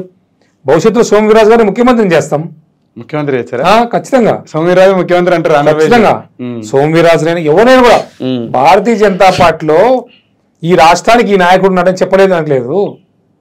మీకు ఆశ్చర్యం, మీ ప్రసంగాలు బాగుండి మీరు దేశం కోసం పనిచేస్తున్నారని చెప్పేసి మీ వీడియోలన్నీ బాగుండి మీరు చక్కటి ప్రశ్నలు ఆంధ్రప్రదేశ్ అభివృద్ధి కోసం మీరు అడుగుతున్న ప్రశ్నలను స్పందించి నేను ఇవన్నీ నమో యాప్లో అప్లోడ్ చేస్తా. నమో యాప్లో అప్లోడ్ చేస్తే మా ప్రధానమంత్రి గారి కార్యాలయంలో పార్టీకి వర్క్ చేసేటువంటి యూత్ గురించి అన్వేషిస్తా ఉంటారు. నువ్వే రేపు భారతీయ జనతా పార్టీ అధ్యక్షుడు కావచ్చు. మీరు కొత్త వారికి అవకాశం ఇస్తారు, దాన్ని మీరు గమనించండి. సుజనా చౌదరి గారు మా పార్టీలోకి వచ్చి 5 సంవత్సరాలు అయింది. వారికి అక్కడ వారు ఉన్నటువంటి విజయవాడ ప్రాంతంలో మాకు ఒక సీట్ అవకాశం వచ్చింది, ఇచ్చాం, తప్పేముంది. ఆ ప్రాంతంలో బీజేపీ కోసం పనిచేసిన 40 ఏళ్ల నుంచి పనిచేసిన వ్యక్తి దొరకలేదంటారా? ఆర్థికంగా బలోపేతంగా ఉన్నటువంటి, అలాగే తెలుగుదేశం నుంచి వచ్చిన ఆ వ్యక్తి మీకు అంత గొప్పగా శక్తిగా కనపడ్డాడంటారా? అంటే రాజకీయ పార్టీలో కొత్త పాత ఉండదు నరసింహ. ఇప్పుడు మన పార్టీలోకి వచ్చిన తర్వాత ఎవరైనా అంతే. నేను 4 నెలలు అయింది పార్టీలో చేరి, మీరే చెప్పారు మనకు సుదీర్ఘకాలం పరిచయం ఉంది. నేను కూడా సీట్ అడిగా, మార్కాపురం ఎమ్మెల్యే సీట్ అడిగా, ఒంగోలు ఎంపీ సీట్ అడిగా, అన్ని అడిగా. పార్టీ అవకాశం వచ్చినప్పుడు ఇస్తామని చెప్పారు, ఓకే అని చెప్పాను. నా మిత్రులు చాలా మంది అడిగారు సీట్లు, అందరికీ పొత్తులు. 2029లో మేము ఒంటరిగా పోటీ చేస్తాం, ఒంటరిగా అధికారంలోకి వస్తాం. బీజేపీ సంబంధించిన వ్యక్తి ఆంధ్రప్రదేశ్ ముఖ్యమంత్రి అవుతారు. తెలంగాణలో 25లో 2 తెలుగు రాష్ట్రాలు, అతి త్వరలో మరో 5 సంవత్సరాల్లో మేము అధికారం దిశగా ముందుకు అడుగులు వేస్తున్నాం, మా ప్రణాళికలు మాకు ఉన్నాయి. ఒక బీజేపీని కాదు, రాజకీయ పార్టీలో సీట్ల కేటాయింపు ఏంటంటే గెలుపు గుర్రాల రేసులో చూస్తుంటారు. నేనంటే మా పార్టీ ఒకటే కాదు, తెలంగాణలో కాంగ్రెస్ పార్టీని చూడండి, ఎక్కడి నుంచి వచ్చిన వాళ్ళకి అభ్యర్థులందరికీ సీట్లు ఇచ్చారు. ఇప్పుడున్న రాజకీయ పార్టీల వ్యవస్థ ఎట్లుంటుందంటే అది ఏ పార్టీ అయినా కూడా గెలుపు గుర్రాలనే ఒక శీర్షికనో లేకుంటే ఈ ఎన్నికల మీద అవగాహన ఉన్నలో రంగంలోకి దింపుదాం. పురంధేశ్వర గారు ఈరోజు రాజకీయ పార్టీలకి 10 సంవత్సరాలు అయింది. 10 సంవత్సరాలు అంటే చిన్న పీడేం కాదే. వారు జాతీయ సెక్రటరీగా, జనరల్ సెక్రటరీగా మహిళా మోర్చాకు, ఒరిస్సాకి, ఛత్తీస్గఢ్కి, కొన్ని రాష్ట్రాలకు ఇన్ఛార్జిగా చేయడం జరిగింది. సోమవీరాజు గారిని తక్కువ చేసేది ఏం లేదు పార్టీ. ఇంకా చాలామంది సీనియర్స్ ఉన్నారు, వాళ్ళు ఎవరిని తక్కువ చేసినట్టు కాదు, వాళ్ళకి అంతకన్నా మంచి అవకాశాలు ఇస్తుంది. 2019లో పార్టీ అందరినీ ఇండివిజువల్గా పోటీ చేయించి అందరికి అన్ని రకాల సహాయ సహకారాలు అందించి రంగంలోకి దింపినాం. నేను ఆ రోజు లేని పార్టీలో. కాంగ్రెస్ పార్టీ నాకు 2 సంవత్సరాలు 2 సార్లు అవకాశం ఇచ్చింది నరసింహ.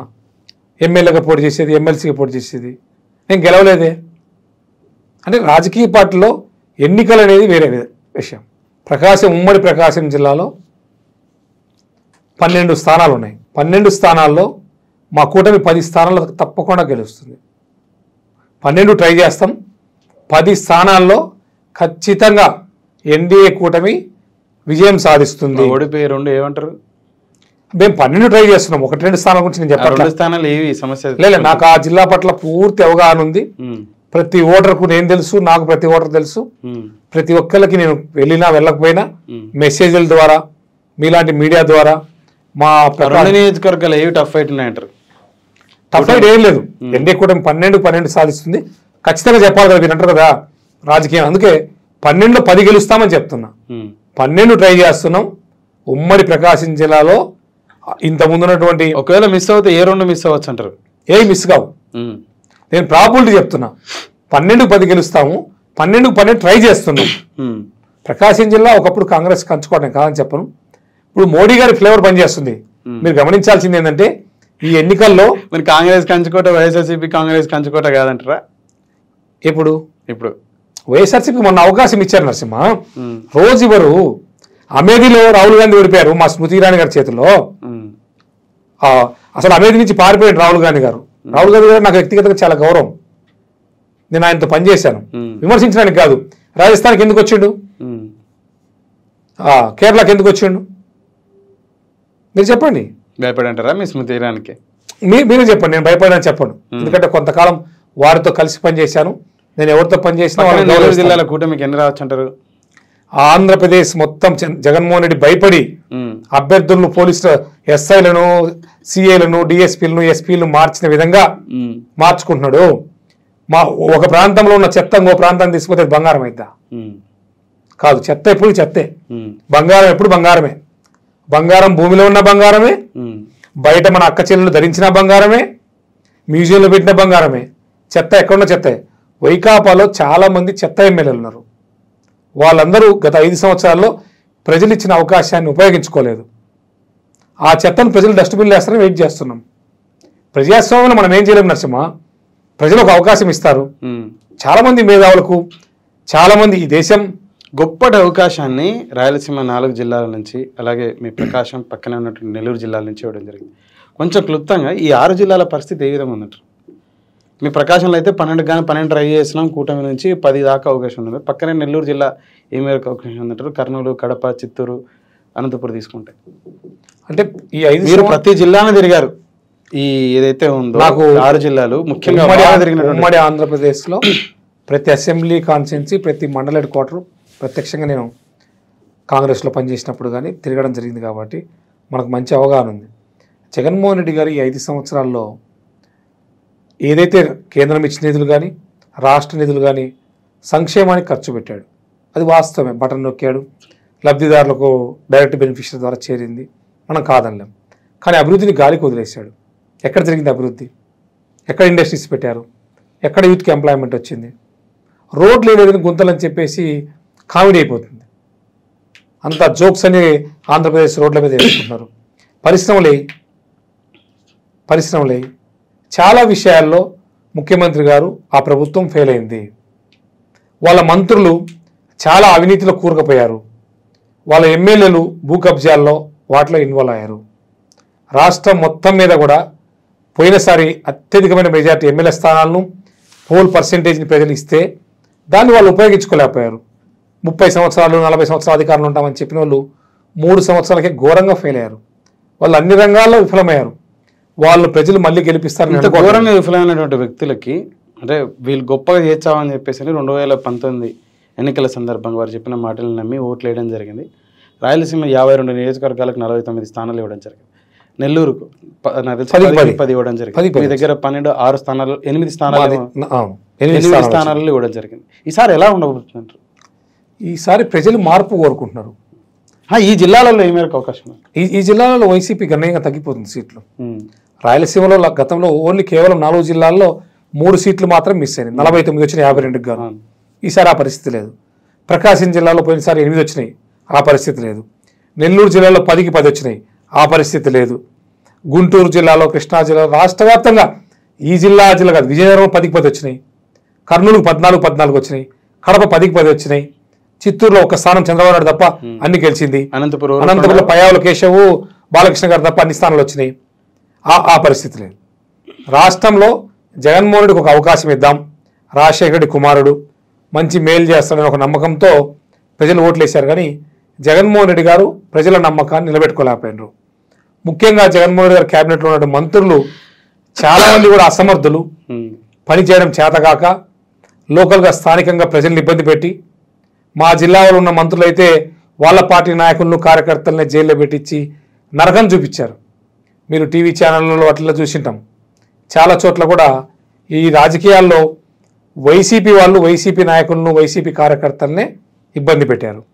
ప్రజలందరూ కూడా ఇప్పుడు తెలుసుకున్నారు, వద్దు ఎన్డీఏ కూటమి కోటేద్దాం, అభివృద్ధి చేసుకుందాం అనే నిదానంతో ప్రజలు ముందుకెళ్తున్నారు. చివరిగా మీ ధీమా వ్యక్తం చేస్తా ఉన్నారు కూటమి గెలవచ్చు అని చెప్పేసి, ఎన్ని సీట్లు రావచ్చు అంటారండి?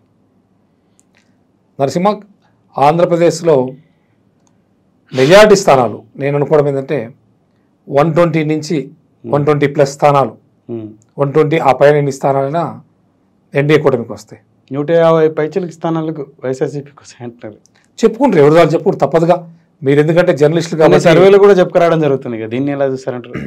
సర్వేలు అంటే నాయకులు పక్కన పెడితే కొన్ని సర్వేలు కూడా చూద్దాం ప్రజల తీర్పును. ఇప్పుడు నా అభిప్రాయం 120 స్థానాల్లో కూటమి అధికారంలోకి వస్తుంది నా అభిప్రాయం. కేంద్రంలో 400 పై స్థానాల్లో మా ఎన్డీఏ కూటమి వస్తుందని నా అభిప్రాయం. ప్రజల అభిప్రాయం ఏ విధంగా చూడాలంటే మనం ఎన్నికల ఫలితాల దాకా వెయిట్ చేయాల్సిందే. నిన్న ఒక ప్రముఖ ఛానల్కి సంబంధించిన ఒక యాంకర్తో రాజకీయ అంశాలు చర్చించుతా. గత ముఖ్యమంత్రి తెలంగాణ రాష్ట్రానికి మొన్నటి వరకు ముఖ్యమంత్రిగా చేసినటువంటి ఎవరైతే కేసీఆర్ గారు ఉన్నారో వారు పక్క రాష్ట్రంలో జగన్మోహన్ రెడ్డి గారు అధికారంలోకి రావడానికి ఒక అభిప్రాయాన్ని వ్యక్తపరచడం జరిగింది. అది వారి అభిప్రాయం నరసింహ. కేసీఆర్ గారు పరిస్థితులు అలా లేవంటారా? కేసీఆర్ గారు సుదీర్ఘమైన రాజకీయ నాయకుడు. ఆయన ఎందుకు చెప్పాడో, వాళ్ళు ఎందుకు అడిగారో మనకు తెలియదు. ఆయనకు జగన్మోహన్ మీద ప్రేమ ఉందో మనకు తెలియదు. ఆయనకి ఎన్ని వస్తాయో ముందు తెలుసుకుంటే బాగుంటుంది. ఆయనకి ఎన్ని వస్తాయని ఆయన చెప్పలేదుగా. మీకు ఒక సీట్ వచ్చేదంటే తెలంగాణలో ఆయనకు 400 సీట్లకు పరిమితం అవుతారు దేశంలో అంటున్నాడు. కేసీఆర్ గారు ఫెయిల్యూర్ అయిన నాయకుడు, ఫ్రస్ట్రేషన్ ఉన్నాడు, కూతురు జైల్లో ఉంది, కొడుకు జైలుకు పోబోతున్నాడు, అల్లుడు రోడ్ల మీద తిరుగుతున్నాడు. కేసీఆర్ గారి గురించి ఏం మాట్లాడతాం నరసింహ? కుటుంబ పార్టీ, బంగారు తెలంగాణ కాదు కుటుంబం, బంగారు తెలంగాణని బయట చెప్పడం నరసింహ. బంగారు కుటుంబం తయారు చేసుకున్న నరసింహ కొన్ని లక్షల కోట్ల ఆస్తులు దాచుకొని కాళేశ్వరం లాంటి ప్రజల ఆస్తిని, ప్రజల ప్రాపర్టీని నాశనం చేసి కుంగిపోతుంది నరసింహ. దానికి ఆన్సర్ చెప్పమను. జ్యోతిష్కమో సెఫాలజీ తర్వాత చెప్పొచ్చు, ఆస్ట్రాలజీ అన్ని తర్వాత చెప్పొచ్చు. బీజేపీకి 1 సీట్ వస్తుందా 400 సీట్లు వస్తాయి అనేది మా డైనమిక్ పర్సన్స్ ఉన్నారు. బీజేపీకి లెజెండ్స్ ఉన్నారు నరసింహ. కేంద్రంలో, రాష్ట్రంలో అన్ని చోట్ల. మీ కిషన్ రెడ్డి ఓడిపోతున్నారు, వాళ్ళ అభ్యర్థి పద్మరావు పరమేనా. చూద్దాం. అసలు కేసీఆర్ కుటుంబం ఓడిపోయింది. ఓడిపోయిన వాళ్ళ గురించి మనం ఈ సందర్భంలో కామెంట్ చేయకూడదు. వాళ్ళకు సానుభూతి వ్యక్తం చేయాలా. మా కుటుంబ పెద్ద నరేంద్ర మోడీ. మా కుటుంబంలో కులాలు, మతాలు, గోత్రాలు, తెలుగోడు, తమిళుడు, మలయాళం అందరూ ఉంటారు మా కుటుంబంలో. నార్త్, సౌత్, ఈస్ట్, వెస్ట్ అన్ని కలిసి ఉన్న కుటుంబం బీజేపీ. ఆ కుటుంబం పెద్ద నరేంద్ర మోడీ గారు. నరేంద్ర మోడీ గారి కుటుంబం లేదని విమర్శించారు లాలూ ప్రసాద్ లాంటి సీనియర్ నాయకుడు. వాళ్ళ విజ్ఞతగా వదిలేస్తాం. 150 కోట్ల భారతీయులందరూ నా కుటుంబం అంటుండే ఆయన. రాహుల్ గాంధీ కూడా నా కుటుంబ సభ్యుడు అంటుండు. అందరినీ గౌరవిద్దాం అంటుండే ఆయన. కేసీఆర్ ఏంది పగలు మీడియా ముందుకు వచ్చి ఎప్పుడు మీడియాకు ముందు రాని మనిషి ఒక టీవీ ఛానల్ ఇచ్చిన అంటే వాళ్ళ అర్థం ఆ ఏడుపులా బొబ్బోలా ఆయన మాటలని చెప్తున్నాం. కవిత జైల్లో ఉంది. కడిగిన ముత్యంలా బయటకు వచ్చేది. ఈ దేశంలో బీజేపీ కేసు పెట్టింది. బీజేపీకి ఏం పని నరసింహ? ఈ దేశంలో ఒక మహిళ జైల్లో ఉండడం, దట్టు లిక్కర్ స్కామ్ లో ఉండడం మనకు కూడా బాధ.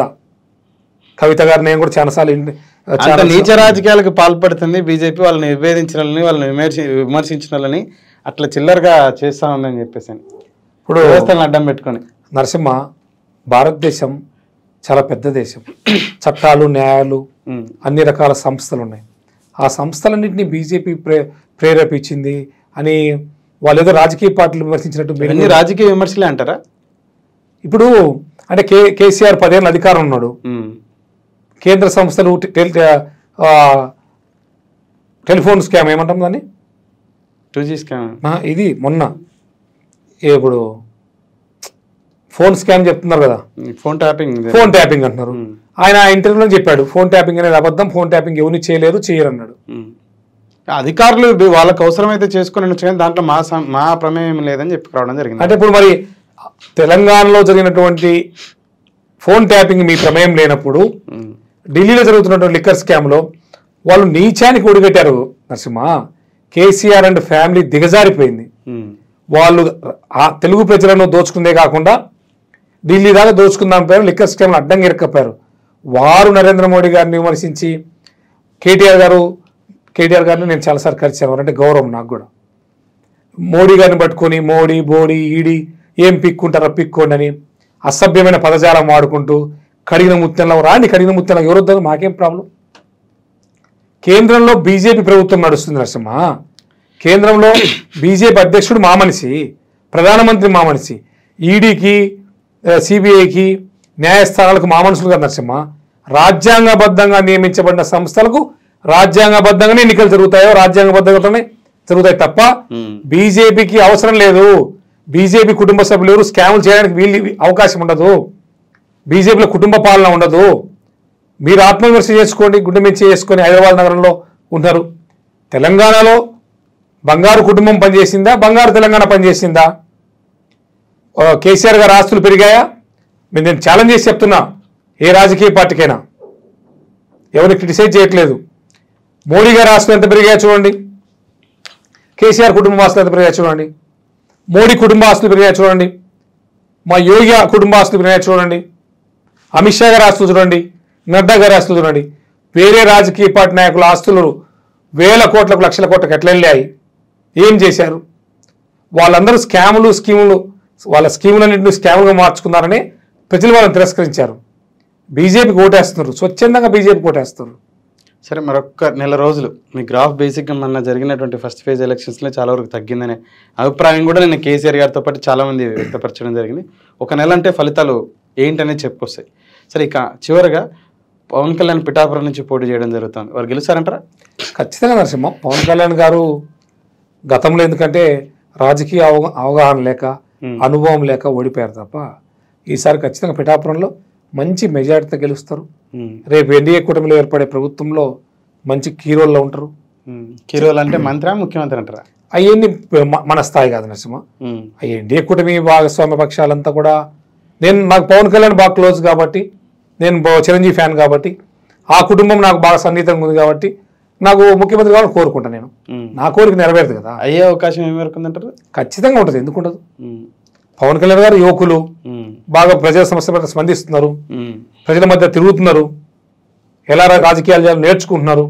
ఖచ్చితంగా అవకాశం ఉంటుంది. వారిని ముఖ్యమంత్రిని చేయడానికి మీ ప్రోత్సాహం, మీ బీజేపీ పార్టీ ప్రోత్సాహం ఏ మేరకు ఉంటుంది అంటారు? ఈ ముఖ్యమంత్రులను పెద్ద పెద్ద పోస్టులు నిర్ణయించే స్థాయి నాది కాదు నరసింహ. మీ పార్టీ ప్రోత్సాహం ఏ మేరకు ఉంటుంది అంటున్నా, మీరు నిర్ణయిస్తారా? మన పరిధిలో ఉండవు అంటే నేను చెప్తుంది, ఎందుకంటే మన పరిధిలో లేని అంశాలు అవన్నీ కూడా. బీజేపీకి చాలా పెద్ద పార్లమెంటరీ బోర్డు వ్యవస్థ ఉంది. మన తెలుగు రాష్ట్రాల నుంచి లక్ష్మణ్ గారు, పెద్ద వాళ్ళు ఉన్నారు, అమిత్ షా, నడ్డా, నిర్మలా సీతారామన్ గారు, ప్రధానమంత్రితో కూడినటువంటి ఒక పెద్ద కమిటీ ఉంది. వాళ్ళు నిర్ణయిస్తారు మా పార్టీ తరఫున. మిత్రపక్షాలు కాబట్టి ఆంధ్రప్రదేశ్లో చంద్రబాబు నాయుడు గారు, పవన్ కళ్యాణ్ గారు, మా అధ్యక్షుల వారు అందరూ కూర్చొని నిర్ణయం తీసుకుంటారు తప్ప మా పరిధిలో ఉండదు. ఆ డెసిషన్లో కూడా మనం పిలిచరు. దానికి సంబంధించిన పెద్ద స్థాయి కమిటీలు ఉంటాయి. ఖచ్చితంగా పవన్ కళ్యాణ్ గారు అయితే మంచి పొజిషన్లో ఉంటారు. భారతీయ జనతా పార్టీతో పొత్తు పెట్టుకున్న వాళ్ళు ఎవరైనా కూడా సక్సెస్ అవుతారు. మా మోడీ ఫ్లేవర్ అట్లా పనిచేస్తుంది. బీజేపీ పథకాలు అట్లా పనిచేస్తున్నాయి. బీజేపీ యొక్క సిద్ధాంతాలు ఆ విధంగా పనిచేస్తున్నాయి. దేశం కోసం ధర్మం కోసం పనిచేస్తామంటే మాకు ఓటేయకుండా ఎవరు ఓటేస్తారు? కిషన్ రెడ్డి గారు ఎందుకు ఓడిపోతారు? హైదరాబాద్లో ఇన్ని సెంట్రల్ గవర్నమెంట్ స్కీమ్స్ అని తీసుకొచ్చి డెవలప్ చేసినందుక, వరంగల్ని మనకు హిస్టారికల్ కింద తయారు చేసినందుక, రామప్ప టెంపుల్ను డెవలప్ చేసినందుక, మొన్ననే ఐఐసిలో సైన్స్ సెంటర్ను ప్రారంభించినందుక ఎందుకు ఓడిపోతాం? ప్రజల మధ్య ఉండే నాయకుడు కిషన్ రెడ్డి, ఢిల్లీకి గల్లీకి మధ్య వారధి కిషన్ రెడ్డి. ఆర్ఎస్ఎస్ కార్యకర్త కాడి నుంచి వచ్చారు. కిషన్ రెడ్డి విమర్శించి కేసీఆర్ ఏం పెద్ద సాధించేది ఏం లేదు. పద్మారావు ఎవరు? పద్మారావుకి ఎందుకు ఓట్లు వేస్తారు? వాళ్ళంతా కిషన్ రెడ్డి ఒక ఆర్ఎస్ఎస్ కార్యకర్త. కిషన్ రెడ్డి దేశం కోసం పనిచేస్తున్న నాయకుడు. పద్మారావు వాళ్ళందరూ వాళ్ళు ఏం వ్యాపారాలు చేస్తారో, ఎట్లా వేల కోట్లు సంపాదిస్తారో మీరు అడగాలి. కేసీఆర్ గారు ఎవరిని పెడితే వాళ్ళని గెలిచే పరిస్థితి లేదు. కేసీఆర్ తెలంగాణ జాతిపితని నమ్మారు. తెలంగాణను కాళేశ్వరాన్ని కూల్చినటువంటి వ్యక్తి కేసీఆర్ అని ప్రజలు ఇప్పుడు నమ్ముతున్నారు. మరి ఎట్లా వేస్తారా? ఓట్లు వేస్తారా? చూద్దాం ఎన్ని ఓట్లు వస్తాయి కౌంటింగ్ తర్వాత. చివరిగా జగన్మోహన్ రెడ్డి గారు అంటే ఎన్నికల ఏదైతే 3 మొదలైన నాటి నుంచి పెత్తందారులు అటువైపు, పేదలు ఇటువైపు, పేదల వైపుగా నేనున్నా, పేదలకు పెత్తందారులకు జరుగుతున్నటువంటి వారిది అంటే మీ కూటమి పెత్తందారులు వాళ్ళు పేదలు అని చెప్పేసాను. దీన్ని ఎలా చూస్తారు? నేను అట్లా అనుకోవట్లేదు నరసింహ. ప్రజాస్వామ్యంలో ఈ వారిలో ప్రజలు నా వైపే ఉన్నారు, పెద్ద మేటితో గెలుచున్నా అని చెప్పేసాను. ప్రజలు ఆయన వైపు ఉన్నారా? ఇంకా మంచిదే, తప్పేముంది? ఇంకెందుకు? ఇంకా ప్రాబ్లం ఏముంది? పేదల వైపు తానున్నాడు, పెత్తందారులు. అతను పేదనా? అంటే ప్రతి బహిరంగ సభ మీద పార్లమెంటుకు సిద్ధం సభలు పెట్టాడు. సిద్ధం సభల్లో పక్కన ప్రతి ఎమ్మెల్యే పిలిచేది నా అన్న మంచోడు, నా అన్న పేదోడు, నా అన్నకి ఏం తెలియదు, కల్మోషన్ లేదు, కుట్రలేదు అని చెప్తాడు. నవ్వుకుంటారు నరసింహ. ఆ కొటేషన్ చూసి నవ్వుకుంటారు ప్రజలంతా. అఫిడవిట్లో 1000 కోట్లు రాసినటువంటి బుట్ట రేణుక పేదామా? పెద్దిరెడ్డి రామచంద్రారెడ్డి పేదోడా? ఎవరు పేదోళ్ళు? ఎక్కడ పేదోళ్ళు ఉన్నారు? ప్రతి సిద్ధం సభ పెట్టి 25 పార్లమెంట్లో 25 బస్సు యాత్రలో ప్రతి ఒక్కరు పిలిచి మా అన్న మంచోడు. సరే, నీకు మంచోడే ఉండొచ్చు. మీ అన్న మంచోడో కాదో ప్రజలు తెలియజేస్తారు. నీ తరపున నిలబడ్డ అభ్యర్థి మంచోడో కాదో ప్రజలు నిర్ణయిస్తారు. వాళ్ళకి ఎన్ని ఆస్తులను ఎలక్షన్ అఫిడవిట్ తెలుస్తుంది. వైసీపీ తరపున నిలబడ్డ వాళ్ళంతా ధనవంతులు. మరి పెత్తనందారులకు, పేదలకు అని చెప్పేసి ఒక 4 శాంపిల్ సీట్లు ఇస్తాడు. ఒక టిప్పర్ డ్రైవర్కు, ఒక ట్రక్కు డ్రైవర్కు, ఒక కార్యకర్తకు, వాళ్ళకి ఏదో 4 శాంపిల్ సీట్లు ఇచ్చి వాళ్ళంతా పేదోళ్ళు అంటే నాకు తెలియదు నరసింహ. పేదకు ధనికకు తేడా మీరు మా జగనన్నే అడగండి. ఎందుకంటే మేము జగనన్నతో పనిచేసాం కాబట్టి. పెత్తందారులు కాదంటారు అయితే? ఎవరు మీరు? ఎట్లా ఇప్పుడు జరుగుతున్న 24 ఎన్నికలు పేదలకి పెత్తందారులకు మధ్య అని, మీ కూటమి పెత్తందారులని. నరసింహ, వయసులో చిన్నవాడివైనా చాలా బాగా మాట్లాడుతున్నావు. సమస్యల మీద మంచి అవగాహన ఉంది. నిన్ను అభినందించాలా. నువ్వు చెప్పిన లెక్క ప్రకారం తీద్దాం. జగన్మోహన్ రెడ్డికి ఎన్ని వేల కోట్ల ఆస్తున్నాయి తీయండి. వైఎస్ఆర్సీపీకి స్టార్ క్యాంపెయినర్ అధ్యక్షుడు. చంద్రబాబు నాయుడికి ఎన్ని వేల కోట్ల ఆస్తున్నాయి తీయండి. పవన్ కళ్యాణ్కి తీయండి. భాజపాలో ఉన్నటువంటి మా స్టార్ క్యాంపెయిన్ ప్రధానమంత్రికి తీయండి. మా కాబోయే ప్రధాని యోగి గారికి తీయండి. అందరికి తీద్దాం. మా రాష్ట్రాల ముఖ్యమంత్రులు అందరి బయటలు తీద్దాం. మా రాష్ట్రాల అధ్యక్షుల బయటలు తీద్దాం. మెజారిటీ స్థానాల్లో మా ముఖ్యమంత్రులే పేదవాళ్ళు. మెజారిటీ స్థానాల్లో మా ప్రస్తుత ప్రధానమంత్రికి 100 జతలు బట్టలు ఉంటాయి మా ప్రధానమంత్రికి తప్ప ఆస్తుల్లో. మా ప్రధాని దేశాన్ని రిప్రజెంట్ చేయాలి కాబట్టి మంచి డ్రెస్ వేసుకుని వస్తారు తప్ప ఆస్తులు లేవు, బంగ్లాలు లేవు, ఏం లేవు. మా యోగి గారు నిజమైన పేదలు ఎవరంటే మీరంటారు. అయితే నిజమైన పేదలు బీజేపీ వాళ్ళు నరసింహ. మీ కూటమి ఉన్నటువంటి వాళ్ళిద్దరు తెలుగుదేశం జనసేనలు కూడా పేదలేనా? పవన్ కళ్యాణ్ కూడా నేనేమి పాపం ఏదో ఆయన సినిమాలు తీసుకుంది, ట్యాక్సులు కట్టాడు, అంత పెద్ద ధనవంతుడు నేను అనుకోవట్లేదు. అయితే నిజమైన పెత్తందారి జగన్మోహన్ రెడ్డి అంటారు. అయితే ఖచ్చితంగా వారి పార్టీ నాయకులే అంటారు. ఆయన అఫిడవిట్ నేను చెప్తే కుదరదు నరసింహ. నాకు జగన్ అంటే గౌరవమే, చంద్రబాబు అంటే గౌరవమే, పవన్ అంటే గౌరవమే. సమదూరం పాటిస్తున్నట్టున్నారు మీరు అన్ని పార్టీలకి. రాజకీయాల్లో మనకి ఎవరితో శత్రుత్వం లేదు, అందరితో కలిసి పని చేయాలి. రేపు ఎవరితో కలిసి పని చేయాల్సి రావచ్చు. అట్లే అవసరం లేదు. రాజకీయ పార్టీలో నేనేమో ఏ రోజు స్వార్థం కోసం పనిచేయను. వ్యక్తిగతంగా మీద ఒక విమర్శ ఉంది, 15 సంవత్సరాలు కాంగ్రెస్ లో ఉన్నాడు, కనీసం 15 నెలలన్నా బీజేపీలో ఉంటాడా అని చెప్పేసి. నరసింహ, నేను ఏ రాజకీయ పార్టీకి నేనేం అగ్రిమెంట్ రాసియలేదు, నేను ఏ రాజకీయ పార్టీలో పదవులు అనుభవించలేదు, నేను ఏ రాజకీయ పార్టీకి రుణపడలేను. ఉల్టా 10 కోట్లు ఖర్చు చేసుకోవడం జరిగిందంటారా పార్టీలో? నేను ఏ రాజకీయ పార్టీ ఉంటే ఆ రాజకీయ పార్టీకి అదృష్టం. నేను కాంగ్రెస్ పార్టీలో పనిచేసిన కాంగ్రెస్ పార్టీ లీడర్లందరూ ఇప్పటికి నాకు ఫోన్ చేసి తమ్ముడు బాగున్నామని ప్రేమగా ఆప్యాయంగా పలకరిస్తారు. నేను కాంగ్రెస్ పార్టీలో ఉన్న ప్రకాశం జిల్లా వెలుగొండ ప్రాజెక్టు కోసమే పోరాటం చేశా.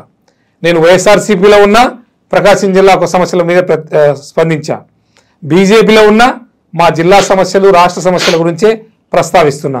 బీజేపీలో ఉండి మాకు నైపుణ్య శాంక్షన్ చేయండి, మాకు ఐఐసీని శాంక్షన్ చేయండి, అది వీలైతే ప్రకాశం జిల్లాలో పెట్టండి, అది వీలైతే పక్కన కడపలో పెట్టండి, అది వీలైతే కర్నూలులో పెట్టండి అని చెప్తే ఆంధ్రప్రదేశ్ రాష్ట్ర సమస్యల కోసం నేను బతుకున్నంత కాలం పోరాడుతూనే ఉంటా.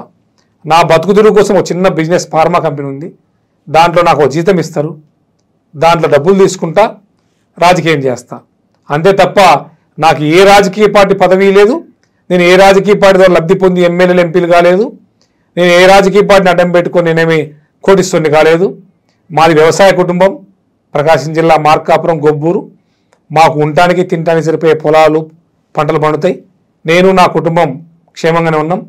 నేను కరోనా టైంలో కూడా నా శక్తికి మించి సుమారు 10 కోట్లు ఖర్చు పెట్టి ఆంధ్రప్రదేశ్లో, తెలంగాణలో, కర్ణాటకలో, మహారాష్ట్రలో 4-5 రాష్ట్రాలకి మా కంపెనీ ద్వారా హ్యాండ్ శానిటైజర్ కానీ, మా కంపెనీ ద్వారా ఇమ్యూనిటీ బూస్టర్స్ కానీ, ఈ మధ్య కాలంలో కూడా కొన్ని కంపెనీల సహకారం తీసుకొని శ్రీశైలం వెళ్ళే భక్తులందరికీ కూడా, కాలినడకన వెళ్ళే భక్తులందరికీ కర్ణాటక నుంచి మహారాష్ట్ర నుంచి చెప్పులు లేకుండా వస్తుంటారు. వాళ్ళకు కావాల్సిన మందులు, వాళ్ళకు కావాల్సిన ఆహారం, ప్రజా సమస్యల మీద స్పందిస్తా, ప్రజల కోసం పనిచేస్తా. తిరుపతి వెంకటేశ్వర స్వామి ఆశీర్వదించే అడిగిన ప్రశ్నకు సమాధానంగా కూడా మీరు మొత్తం ఏదో చెప్పుకొస్తున్నారు. 15 నెలలైనా ఇదే బీజేపీ పార్టీలో కొనసాగుతారా? ఖచ్చితంగా 15 సంవత్సరాల పైచలకు నాకు బీజేపీ ఏ పదవి నేను చెప్తుంది, ఎందుకంటే నన్ను బీజేపీ సిద్ధాంతాలు ఇష్టపడే నేను ఏబీపీలో పనిచేశాను కాబట్టి నాకు బీజేపీ మీద గౌరవం ఉంది. బీజేపీ నాకు పదవి ఇస్తుందని నేను బీజేపీలో చేరలా. మా ప్రాంత సమస్యలను ప్రధానమంత్రి గారికి విన్నవించి అక్కడ వెలుగొండ ప్రాజెక్టు కంప్లీట్ చేసుకుని నీళ్ళు రావాలా. ప్రకాశం జిల్లా పూర్తి వెనకబడ్డది. ఇప్పటికి 2000 అడుగుల బోర్ వేస్తే మీరు వస్తే మా ప్రాంత సమస్యలు చూస్తే మీరు కూడా రేపటి నుంచి ప్రకాశం జిల్లాకు మంచిగా నిధులు ఇవ్వాలని మీరు కూడా పోరాటం చేస్తారు. మా ప్రాంతంలో ఒక గ్లాస్ నీళ్ళ కోసం పోరాటం జరుగుతుంది. మా ప్రాంతంలో ఎటువంటి పరిశ్రమలు లేవు. వాటి కోసం మా ప్రాంత ప్రజల సమస్యలు విన్నవించడం కోసమే నేను రాజకీయాల్లో పనిచేస్తున్నాను తప్ప నేను బీజేపీ కోసమో ఇంకో పార్టీ కోసమో కాదు. నాకు ముందు బీజేపీ సిద్ధాంతాలు నచ్చినాయి. బీజేపీ దేశం కోసం పనిచేస్తుంది రాజకీయ పార్టీగా. నేను ఆంధ్రప్రదేశ్ కోసం పనిచేస్తా. నేను ఎమ్మెల్యే కావాలంటే నేను ఎప్పుడూ ఎమ్మెల్యే వాడిని ఆ ప్రాంతం నుండి. నేను దేశమంతా తిరుగుతూ దేశం కోసం పనిచేస్తున్నా, మా ప్రాంతం కోసం పనిచేస్తున్నా. బీజేపీ సిద్ధాంతం దేశం కోసం పనిచేయమని బీజేపీ కూడా చెప్తుంది. అందుకు మా ప్రాంతం కోసం పనిచేస్తున్నా. నేను రాజకీయ పార్టీల కోసం పోవడానికో, రాజకీయ పార్టీలను ఒకళ్ళు తప్పించుకోవడానికో నాకు ఏ పార్టీ జీతం అవకాశం ఇచ్చినా ఇవ్వకపోయినా దేశం కోసం పనిచేస్తారు. అయితే బీజేపీ ఖచ్చితంగా బీజేపీ పార్టీని వీడే ప్రసక్తే లేదంటారు. అవసరం లేదు నాకు. గొంతులు కోసుకొని అట్లాడేమని నేను అట్లాంటి మాటలు చెప్పను. నేను ఒక PhD doctorate Narasimha, cancer drug మీద సుదీర్ఘంగా పరిశోధన చేసిన, ఇప్పటికీ ఐఐసిటి సైంటిస్టులతోటి దేశవ్యాప్తంగా ఉన్న ఫార్మా కంపెనీలన్నింటిలో నాకు మంచి మంచి పరిచయాలు ఉన్నాయి. పెద్ద పెద్ద సైంటిస్టులతో కలిసి నేను పనిచేస్తున్నా. నేను చేతులు కోసుకోవడం, కాళ్ళు కోసుకోవడం అక్కడ ఏముండవు. బతికున్న నాళ్ళు అవి కూడా నేను పెద్ద పెద్ద మాటలు చెప్పాను నరసింహ. నేను బతికున్న నాళ్ళు ఈ దేశం కోసం పనిచేస్తాను. రొటీన్ రాజకీయ నాయకుడు కాదైతే నేను రొటీన్ నాకు అవసరం లేదు. ఎమ్మెల్యేనో ఎంపీనో కావాలంటే నేను ప్రకాశం జిల్లాలో ఎవరో వలస వచ్చి పనిచేస్తున్నా. మా దగ్గర సోకాళ్ళు అన్ని రాజకీయ పార్టీలు పోటీ చేస్తున్న ఎంపీలంతా కూడా ప్రకాశం జిల్లా పట్ల అవగాహన లేని వాళ్ళు ఓట్ల కోసం ప్రకాశం జిల్లాకు వచ్చి మా ఓట్లు గెలిపించుకొని చట్టసభలో పోతున్నారు. నాకున్నటువంటి సుదీర్ఘమైన పరిచయాల్లో నేను ఎంపీగా పోటీ చేస్తే మా ప్రజలు గెలిపించడానికి సిద్ధంగా ఉన్నారు. నన్ను చూసి, నా సేవాభావం చూసి, నా వ్యక్తిత్వం చూసి ప్రకాశం జిల్లాలో ఏ పిల్లోని అడిగినా, చంటి పిల్లోడి కాడి ముసలివాడిదే మా రామచంద్రారెడ్డి మా జిల్లా సమస్యలు ప్రస్తావించాడు, మా జిల్లా కోసం పనిచేస్తాడు, ఎక్కడికి వెళ్ళినా మా జిల్లా కోసం పనిచేస్తాడు. చివరిగా ఒక ప్రశ్న, మీ జిల్లాకు సంబంధించిన ఒక నాయకుడు గిద్దలూరు శాసనసభ్యుడు ప్రస్తుతం మార్కాపురం నుంచి పోటీ చేస్తుందని చెప్పేసి నేను అన్నారాంబాబు ఎవరైతే ఉన్నారో వారు గతంలో ఒక వ్యాఖ్య చేయడం జరిగింది. పెద్ద ఎత్తున ఉభయ తెలుగు రాష్ట్రాల్లో చర్చనీయాంశంగా మరి అవును కమిషన్లు తీసుకుంటాం, ఏ నుంచి తీసుకొచ్చి ఖర్చు పెట్టాలి రాజకీయాల్లో, పిల్లం పుస్తకం వల్ల కాంట్రాక్టర్ల దగ్గర నుంచి కమిషన్లు తీసుకుంటాం. ఒక కాంట్రాక్టర్గా ఇంతకుముందు పనిచేసింది నేను ఇచ్చినా ఇప్పుడు నేను తీసుకుంటున్నా శాసనసభ్యుడిగా ఏంటి అని ఆన్ కెమెరా ముందరే చెప్పడం జరిగింది. సరే ఆ వ్యక్తి మాట్లాడిన మాటని పక్కన పెడితే రాజకీయాల్లో ఆ మాట ఏదైతే ఉందో పెద్ద ఎత్తున చర్చకు దారితీసింది. దీన్ని మీరు ఎలా చూస్తారు? అంటే నరసింహ, ఒక వ్యక్తి ఒక సందర్భంలో ఏదో మాట్లాడి ఉండొచ్చు. నేను ఎందుకంటే మా ప్రాంతంలో అందరూ నాకు వ్యక్తిగతంగా ప్రతి ఒక్కరు పరిచయం కాబట్టి నేను వ్యక్తుల గురించి అసలు మాట్లాడను. సరే మాట్లాడిన మాట తీరు గురించేనా తప్పు. నేను ఏమంటున్నానంటే ఎవరు మాట్లాడినా రాజకీయాల్లో కమిషన్లు తీసుకుంటాం, మేము బరాబర్ తీసుకుంటాం అని చెప్పేసి అనే మాట ఆ నుంచి మా పిల్లం పుస్తకాలమ్మి మీకు ఖర్చు పెట్టాలా? రాజకీయాల్లో ఏదైనా ఫస్ట్ స్టేషన్లో మాట్లాడి ఉండొచ్చాము, కానీ అందుకే నేను చెప్తుంది ఏంటంటే రాజకీయాల్లో చాలామంది దేశం కోసం సేవ చేసిన లాల్ బహదూర్ శాస్త్రినో అటల్ బిహారీ వాజ్పేయినో ఎంతోమంది గొప్ప గొప్ప మహానుభావులు, సర్దార్ వల్లభాయ్ పటేలు, ఈ భారతదేశంలో ఎంతోమంది నాయకులు వారి యొక్క జీవితంలో దేశం కోసం పనిచేసి దేశం కోసం ప్రాణాలు అర్పించిన ఎంతోమంది స్వాతంత్ర సమరయోధులు. అటువంటి పుట్టిన నేల ఇది. ఎవరో ఒకరిద్దరు వాళ్ళ స్వార్థం కోసం పనిచేసిన ఈ మధ్య ఏదైనా రాజకీయాలు అంటే కామెడీ అయిపోయింది. ఈ మధ్య రాజకీయాల్లో సినిమాల్లో ఎంటర్టైన్మెంట్ కోసం వేసే జోకులన్నీ కూడా రాజకీయ నాయకుల మీద ప్రయోగిస్తున్నారు. అది కరెక్ట్ కాదు. ఆ భావం కూడా మారాలా. ఎవరు మాట్లాడినా తప్పే.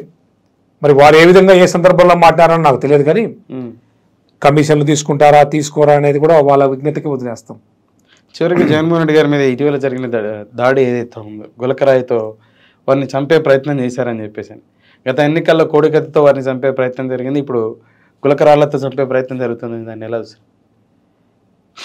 నేను దాని మీద కూడా లోతైన డిస్కషన్ చేయలేదు. కేంద్ర నిఘా సంస్థలు విఫలమవుతున్నాయంటారా? ఒక వ్యక్తి ఒక రాయి వేసినంత మాత్రాన కేంద్ర 1,00,000 మంది 50,000 మంది జనాల్లో ఒక వ్యక్తి ఒక రాయి వేస్తే కేంద్ర సంస్థల నిఘా విఫలమైనట్టు కాదు. మరి అది ఏ సందర్భంలో జరిగిందో నేను దానికంత టైం కేటాయించట్లేదు. ఈ మధ్యకాలం నేను తక్కువ సమయం ఉంది బీజేపీలో చేరాను కాబట్టి బీజేపీ ఒక అవకాశం ఇచ్చింది నాకు. బీజేపీ కోసం బీజేపీ అభ్యర్థుల యొక్క విజయం కోసం పనిచేయమని చెప్పారు. సుమారుగా మేము 6 పార్లమెంట్లు 10 అసెంబ్లీలు మొత్తం మీద 50 అసెంబ్లీలో బీజేపీ యొక్క సింబల్ పనిచేస్తుంది. ఆ 50 అసెంబ్లీలో బీజేపీని ఏ విధంగా గెలిపించుకోవాలని, స్ట్రీట్ కార్నర్ మీటింగ్స్ ఏ విధంగా పెట్టుకోవాలని మా బీజేపీ హెడ్ ఆఫీస్లో కూర్చొని 50 స్థానాల్లో బీజేపీ యొక్క సింబల్ ప్రతి వారికి తెలియాలి, స్ట్రీట్ కార్నర్ మీటింగ్స్ పెట్టాలి, ప్రతి ఓటర్కు బీజేపీ యొక్క సిద్ధాంతాలు తెలియజేయాలి, మా పాలసీలు తెలియజేయాలి. అన్నిటికి మించి మా మేనిఫెస్టో అద్భుతంగా ఉంది నరసింహ. మా మేనిఫెస్టోలో పేదల కోసం, రైతుల కోసం, మహిళల కోసం, అన్నిటికి మించి భావితరాల యువత కోసం చక్కటి మేనిఫెస్టోను విడుదల చేయడం జరిగింది. దాని గురించి ఫోకస్ చేస్తున్నా. నాకు వీటి గురించి తెలియదు. కోడికత్తె ఈ రాయి గురించా వాటి గురించి నేను అంత సమయం కేటాయించాలనుకోవట్లేదు. నేను ఏ రాజకీయ పార్టీలో ఉంటే ఆ రాజకీయ పార్టీ కోసం పనిచేస్తా. మిగతా రాజకీయ పార్టీ నాయకులందరినీ గౌరవిస్తా. కనపడితే నమస్కారం పెడతా, ఫోన్ చేస్తే మాట్లాడు తప్ప ప్రత్యక్షంగా దేశం కోసం పనిచేయాలా. మా ప్రకాశం జిల్లాలో మార్కాపురం డివిజన్, మార్కాపురం, ఎర్రగొండపాలెం, గిద్దలూరు, కనిగిరి బాగా వెనకబడ్డ ప్రాంతాలు. వాటి కోసం ఫోకస్ చేస్తే చరిత్రలో రామచంద్రారెడ్డి ఒకడు ఉండేవాడు. కరోనా వస్తే మెడిసిన్ సప్లై చేసిండు. వెలుగొండ ప్రాజెక్టు కోసం ధర్నాలు పాదయాత్రలు చేసిండు. వెలుగొండ ప్రాజెక్టు కోసం ఉద్యమాలు చేసిండు. ఎవరి మీద పోరాటం చేస్తాను నేను. నాకు రాజకీయ పార్టీలు ముఖ్యం కాదు. మా ప్రాంత అభివృద్ధి నాకు ముఖ్యం. మా ప్రాంతం కోసం భవిష్యత్తులో మా ప్రాంత ప్రజలంతా అవేర్నెస్ తీసుకొచ్చి మా ప్రాంత అభివృద్ధి కోసం రాజకీయ పార్టీలకు అతీతంగా ఉద్యమాలు చేస్తాం, రాజకీయ పార్టీలకు అతీతంగా శ్రమిస్తాం. ప్రాంత అభివృద్ధి నాకు ముఖ్యం. మోడీ గారిని చూసుకుని నేను ఇన్స్పిరేషన్ ఏంటంటే ఆయనకు దేశాభివృద్ధి ఆయనకు ముఖ్యం, నాకు మా ప్రాంత అభివృద్ధి నాకు ముఖ్యం. రైట్.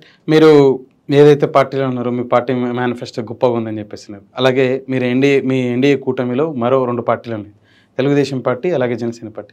మీ 3 పార్టీల మేనిఫెస్టోని ప్రజలు విశ్వసించి మీరు ఆశించినట్టు 120 స్థానాలు ఏవైతే ఉన్నాయో మీ కూటమికి ఇచ్చారా, లేదే నిన్నటి వరకు అధికారంలో ఉంటుంటే ఆ పార్టీకి అవకాశం ఇచ్చారా అనేది వేచిద్దాం. మరో నెల తేటతెల్లమైపోద్ది. రైట్ అన్న, నమస్తే. Thank you Narasimha. మీ ద్వారా ఒక చక్కటి అవకాశాన్ని భారతీయ జనతా పార్టీ చేస్తున్నటువంటి అభివృద్ధి కార్యక్రమాలను ప్రజలకి వివరించే అవకాశం కల్పించేందుకు మీకు, మీ ఛానల్కు, ప్రతి ఒక్కరికి నా యొక్క హృదయపూర్వక నమస్కారాలు.